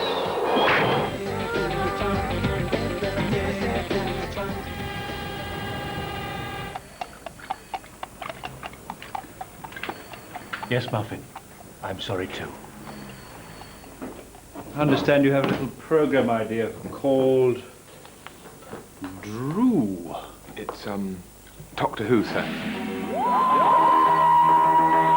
It's a wonderful format for a television program because it can be anything and everything from, it's been a cowboy program, it's been historical, it's been hysterical, it's been forward in its thinking, it's been, sideways and upside down in its thinking. I'm not human. Squad Delta under I was afraid of the Daleks. I didn't actually go to the length of hiding behind the settee, but I think if I met one today, I would still be scared. It was the thought that there was someone in there, and that person was rather sinister. My lure has worked. I shall order Daleks to detain him. No! Davros was absolutely terrifying. Greater pleasure to watch his own curiosity. Deliver him into my hands. This horrible sort of bald face. It was all snarled and, oh, it was awful. How long do you envisage the show running? 26 years. The best bit was the regeneration thing, when one doctor would change into another, and it happened so rarely, it was really special. Oh, so you're my replacements. A dandy and a clown. That's the trouble with regeneration. You never quite know what you're going to get. And you were just dying to see who the new Doctor Who would be. And then you'd be sitting there with all your mates going, it's not as good as the old one. I wrote a letter to the BBC when I was very young, asking how each Doctor regenerated. And they just wrote back saying, yes, Ian, each Doctor regenerates. I suggest you look this up in a dictionary. Yours, people at BBC. I thought, you miserable sods. I don't want to do this show unless we get the most charismatic, talented actors to play the Doctor. For the whole 26 years? Yeah, towards the end, just any old an equity card. It was the first of those teenage detective shows. Man's best friend is a dog. It was really spooky and creepy. I wonder if they ever got up to anything sexual. Scoobo, buddy, old friend, old pal, if you'll do that favor for me, I'll do something for you, too. Scooby-Dooby-Doo, where are you? We need some help from you now. Come on, Scooby-Doo, I see you. They wanted a hippie to play Shaggy, and I wasn't sure I could do a hippie. And they kept calling me back, though, and after the third callback, they decided I was the voice of Shaggy. Bail us out of these hay bales.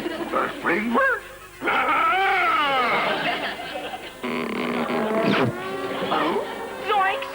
It's Mr. Carswell, the bank president. Every single week they think it's a ghost, but it turns out, oh, it was just Mr. Simmons from the fair. Or, it was the only person they met in the whole episode. We've been doing this every week for 5 years, and it's never a ghost. It's always the bloke who owns the property that's being haunted. Why don't we just go straight to him? There's the creeper. Well, I'll be. You kids have certainly wound up all the loose ends in this case. Blasted meddling kids. Meddling kids. Pesky kids. You meddling kids. Scoobo, buddy, old friend, old pal, they would have gotten away with it if it weren't for us pesky kids, huh?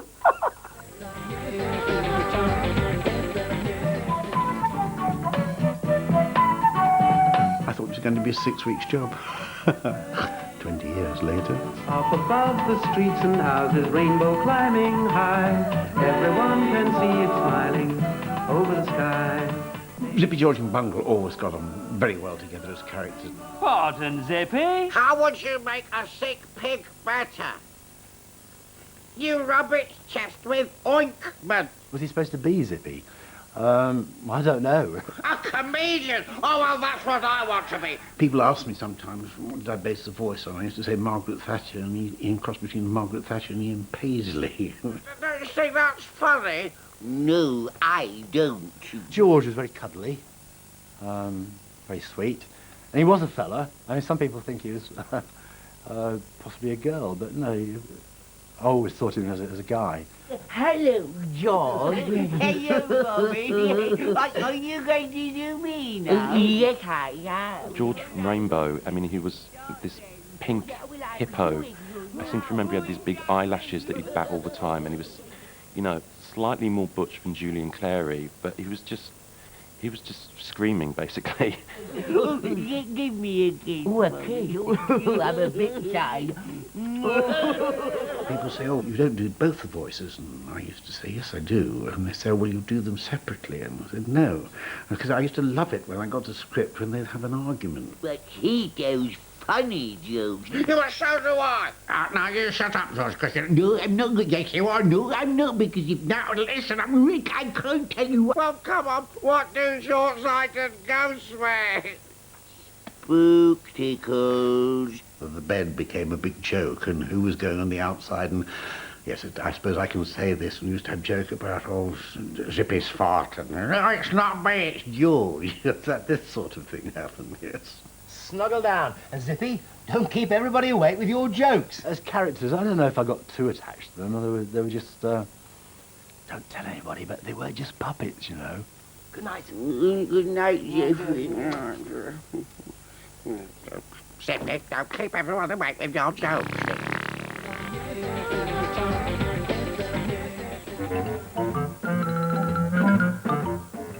He was very British, and the street which he lived in was a typical row of houses that you find in Britain. And that street was the street in which I lived at the time. It was in Putney, still in Putney. I changed the name very slightly because it was called Festing Road. I changed it to Festive Road. Festive Road was quiet. Inside number 52, Mr. Ben was sitting down, thinking. Perhaps I may even visit the costume shop and have another adventure. The facade was a very normal bloke who would go down to an ordinary clothes shop and he'd see the shopkeeper and he'd go into the change room and suddenly he'd be transported into another world. And it was that sense of going from the mundane to the exciting which kind of really grabs children's imagination. Mr. Ben walked through the door, wondering if he would come into a circus ring. It came out of the 60s. The whole period was pretty escapist one way or another. I think people were really finding themselves again. As if by magic, the shopkeeper appeared. Not once did Mr. Ben actually purchase anything from that shop. And why the shopkeeper kept letting this loser in, I had no idea. Mr. Ben took the outfit into the fitting room. He looked like this sort of civil servant, but the sort of civil servant that you knew is going to be caught up sooner or later in some sort of sex scandal. I mean, if anyone was coming out of the closet, it was Mr. Ben. I think he did it every week. He looked at himself in the mirror. Then he looked for the other door, the door that always led to adventures. I started making them in 1970. There were 13, 15-minute films. And most people are surprised that there were only 13. Colourful birds flew past. One of the questions that I get asked about quite a bit is, was he tripping? Was he on drugs? Is it really about that? A flying carpet, said Mr. Yeah, child of the 60s it was, Mr. Ben. And probably if he wasn't tripping, he was the only one who wasn't. From the opening piece of music, which was bow bow bow, boom, you're in.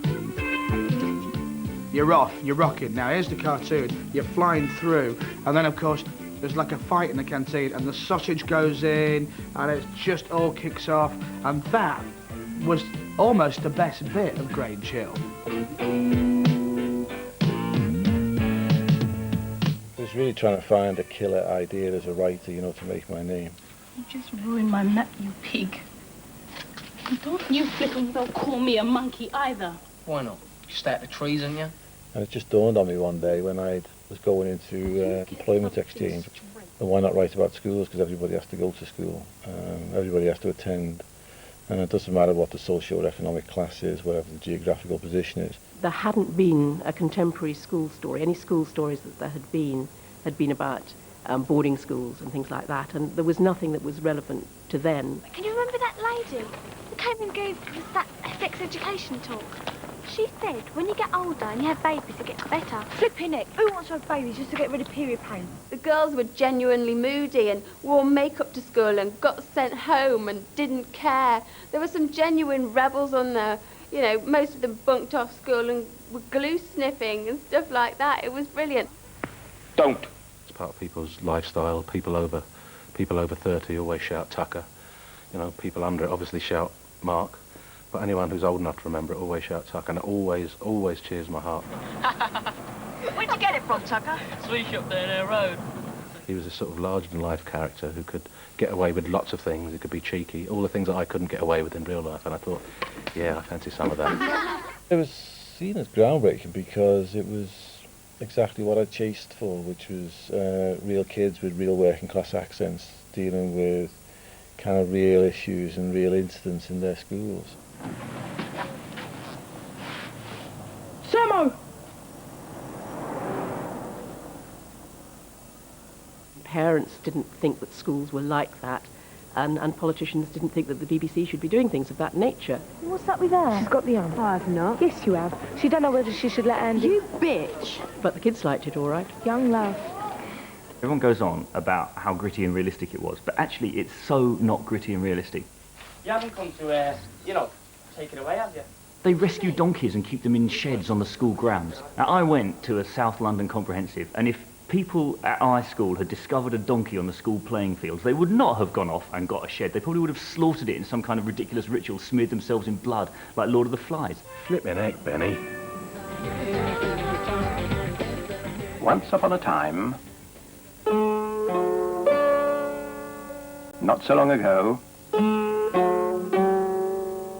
there was a little girl, and her name was Emily.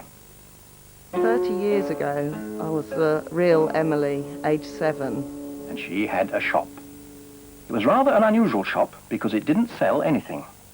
My job really was to look after Bagpuss and supply him with broken toys and ornaments and things for him and his mates to mend. But then Emily said some magic words. Bagpuss, dear Bagpuss, so fat furry catpuss. Wake up, be bright, be golden and light. Bagpuss, oh hear what I sing.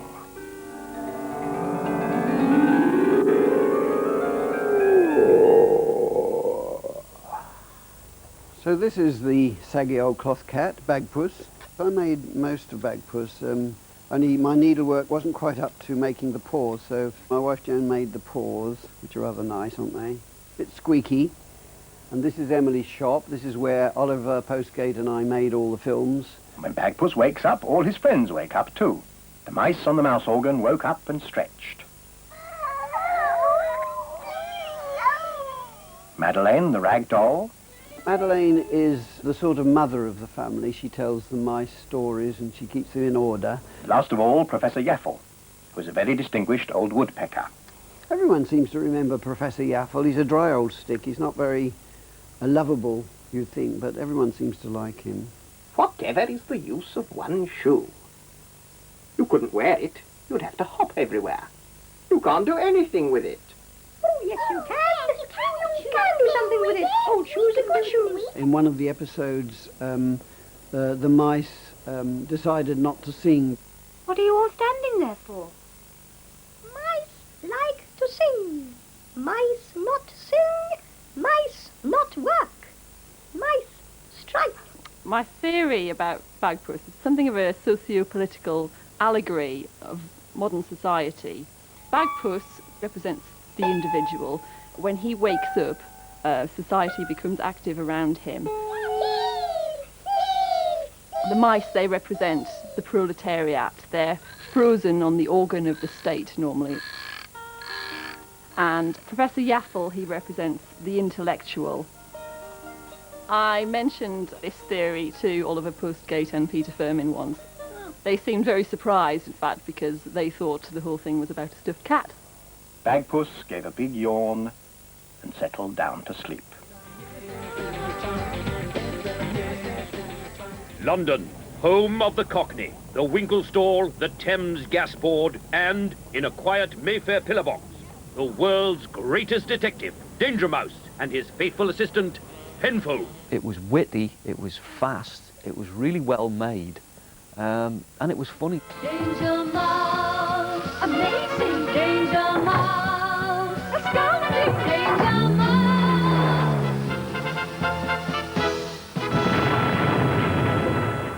It was a parody, really, on a Patrick McGowan spy show called Danger Man.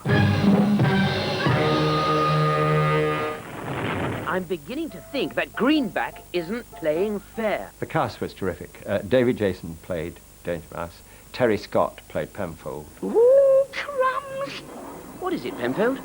It's the wars!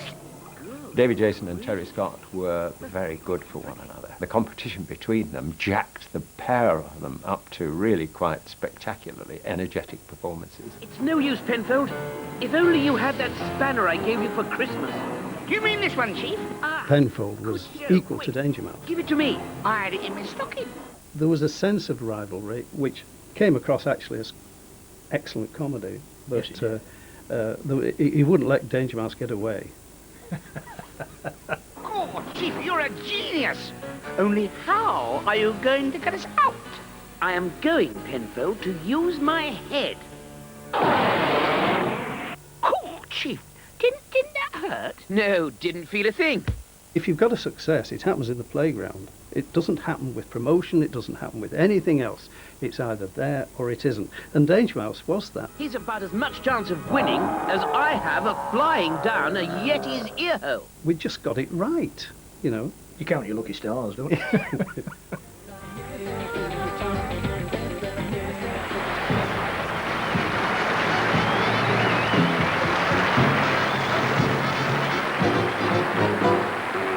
It was fantastic. It was so well done. It was beautifully made, very fun. It's time to play the music.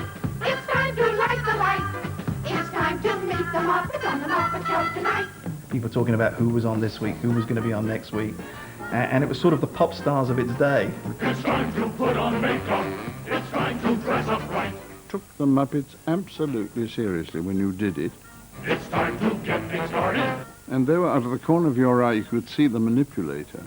Why don't you get things started? You never looked at the manipulator. You looked absolutely in the eyes of Kevin the Frog, or whatever his name was. It's time to get things started on the most sensational, inspirational, celebrational, motivational. This is what we call a Muppet Show. I mean, I liked it when they had the guests on. It was a bit like, I suppose, the way that Morecambe and Wise worked at Christmas, where they had top guests coming on making complete asses of themselves. Holy maracas! Hello. To have Rudolph Nureyev, come on a show with Miss Piggy was something none of us could ever have imagined would happen. If you're warm, maybe you're overdressed. No, I'm fine. Maybe I'm overdressed. Interestingly, with the Muppet Show, you have Henson developing for the first time a kind of elaborated female character in Miss Piggy, I may be a nurse, but I'm a woman first. who one could read as kind of a misogynist character, making fun of femininity, or you could read as kind of an appealing, aggressively mocking the norms of femininity. Kermit, of all the lousy cheap shots you ever pulled on me. Oh, I know, Miss Piggy. I'm sorry. I didn't realize that whole sketch was going to get that far out of hand. Oh, please forgive me. There is a thought among actors that it's dangerous to play with children or animals. I would add puppets to that, because they always steal the limelight. So, you are a practicing psychiatrist, Doctor? Yeah. How long you been practicing? 35 years. Oh, isn't it time you stopped practicing and got on with it? I think that what was important to the success of the show was to find the adult audience. Like Sesame Street, the Muppet Show played on multiple levels where adults could get a kick out of it and kids could get a kick out of it at the same time. I like that last number. What did you like about it? It was the last number. I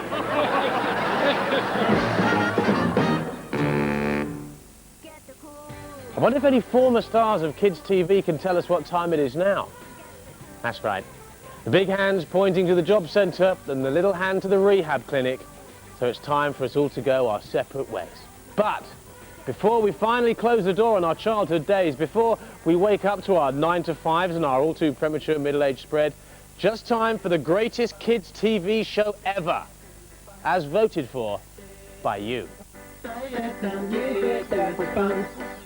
It's bright, it's colourful, it's got nasty clowns, slapstick comedy, mindless violence, and a crazy house where anything can happen.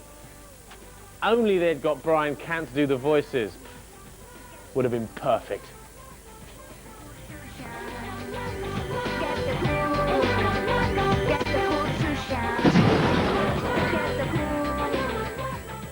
It breaks boundaries that have never been touched before on television. Undoubtedly one of the most significant television series in history. A work of unbridled genius. High production values. Sustains. It's just the best by a long, long way. Yo, hey, what's happening, dude? I'm a guy with a rep for being rude. Matt Groening clearly had written it from the point of view of a kid, but it was about the time that Matt had just started having kids, and so then he started understanding what it was also like to be a parent. Everybody, if you can do the fine man, shake your body, turn it out if you can. Check it out, man. To the side, yes, you can. Everybody in the house. The astonishing achievement of Matt Groening was to do enough for the children and enough for the adults. I think like all truly great kids programs, it's not just for kids. Yeah, it is for kids, but it's made for adults. Boy, I tried ordering you, I tried punishing you, and God help me, I even tried reasoning with you, and the only thing left for me to do is jump the gorge myself. What? Why? Because that way you'll see what it's like to witness a family member stupidly risking his life for no good reason. He's sort of poking a very large finger at the American way of life. They're laughing at the fact that the majority of people in America cannot actually keep up with the family values that are thrown at them by the television. You know, boy, I don't think I've ever felt as close to you as I do right.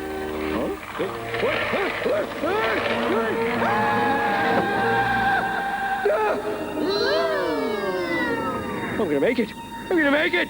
This is the greatest thrill of my life. I'm king of the world. Woohoo! Woohoo!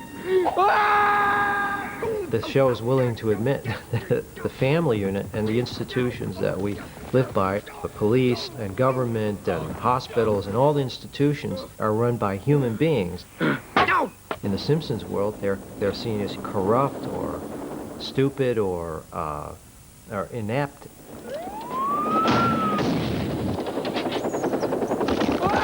Like all great comedies that are done by animation, the soundtrack is the root to it all. You know, fantastic voices. Give me Wonder Woman. Wow! And that golden lariat. She can tie me up anytime. Oh, and they're all chocolate. Wait, I like chocolate. Chocolate. It really does celebrate the underachiever.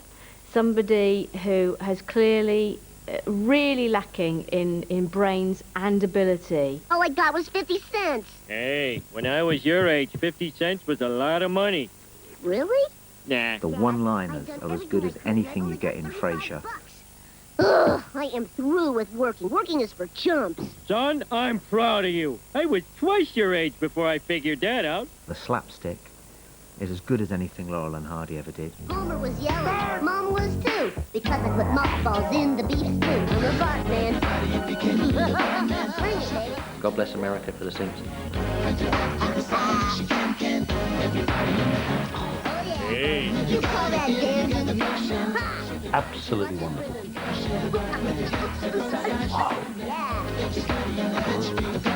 It's not just the best children's television program ever, it's the best television program ever.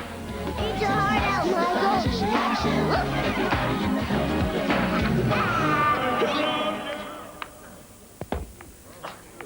Oh, wow, man. Get the cool. Get the cool to shine. Get the cool. The cool to shine. Get the cool. Get the cool to shine. Get the cool. Get the cool to shine.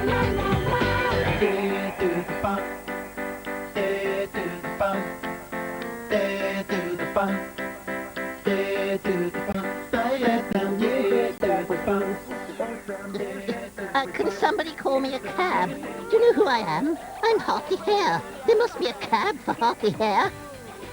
I say. They've all gone.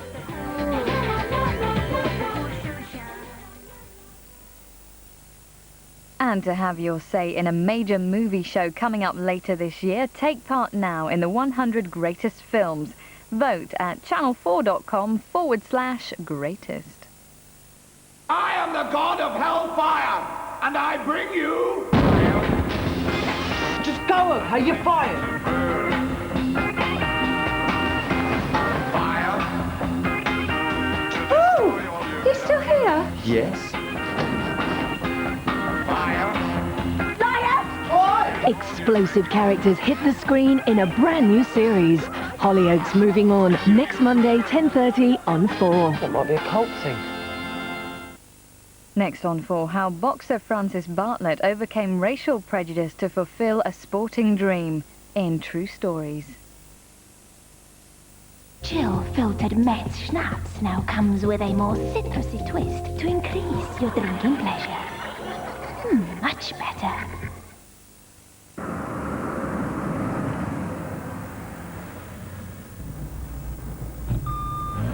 The Nissan Micra Active comes with both power-assisted steering and a rear parking distance sensor as standard. So it can squeeze into even the smallest spaces. You can take the car out the city, but you can't take the city out the car. Typical, showing off her new quilted velvet. Pound to a penny, she'll not have noticed its luxurious new deeply quilted design, nor its sumptuous softness. No, I'm afraid breeding is something what one can't get at the supermarket. New quilted velvet, now even more luxurious.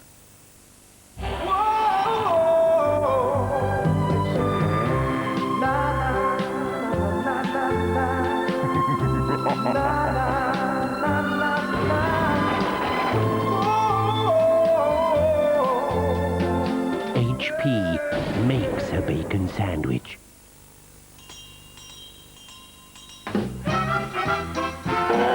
You really notice how much your kids have grown when it's back to school time.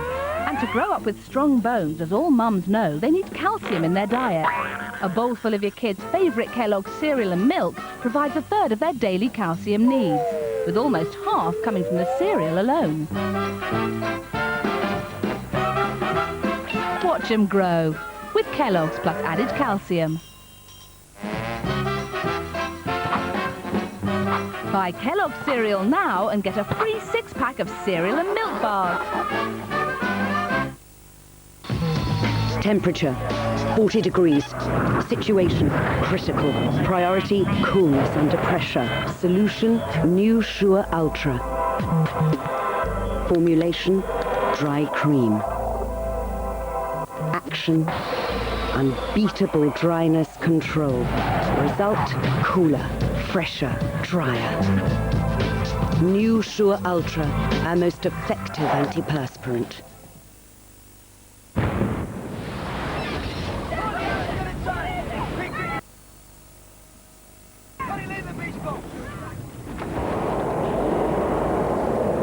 The most powerful bagless cyclone cylinder cleaner in the world, with an easy-to-empty dust chamber. LG Cycling. Only 18.45. You must have the sums wrong. 7.99 plus 48. Borrow one from Barbara. Take off the doodah. Hang on. 3 little piggies. One went At Tesco, our back-to-school range is at our lowest possible price. Incredible! £18.45. Tesco, every little helps.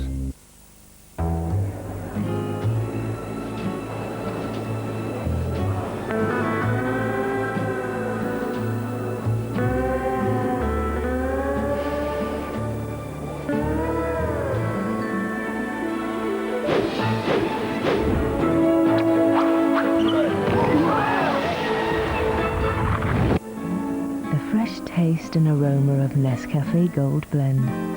Inspiring stuff. How does Evian make you feel? Bye, bye, baby.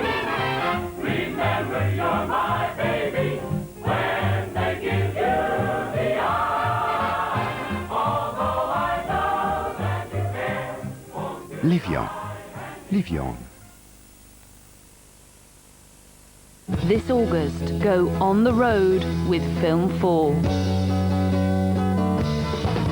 going home, and when I wanna go home, I'm going mobile. Film 4 costs just $5.99 a month. To subscribe, call free on 0800 44 1234. Archaeology against the clock. Under this grass lie the remains of a community. Unearthing the clues of the past. Will we be able to find the brooches and beads and swords which will tell us where these families came from? History and its secrets revealed. Oh, this is very exciting. It looks like a skull. We will miss nothing, absolutely nothing. Join Time Team for an extraordinary 3-day excavation broadcast live. British archaeology doesn't get any better than this. Time Team Live starts Tuesday at 8:30 on 4.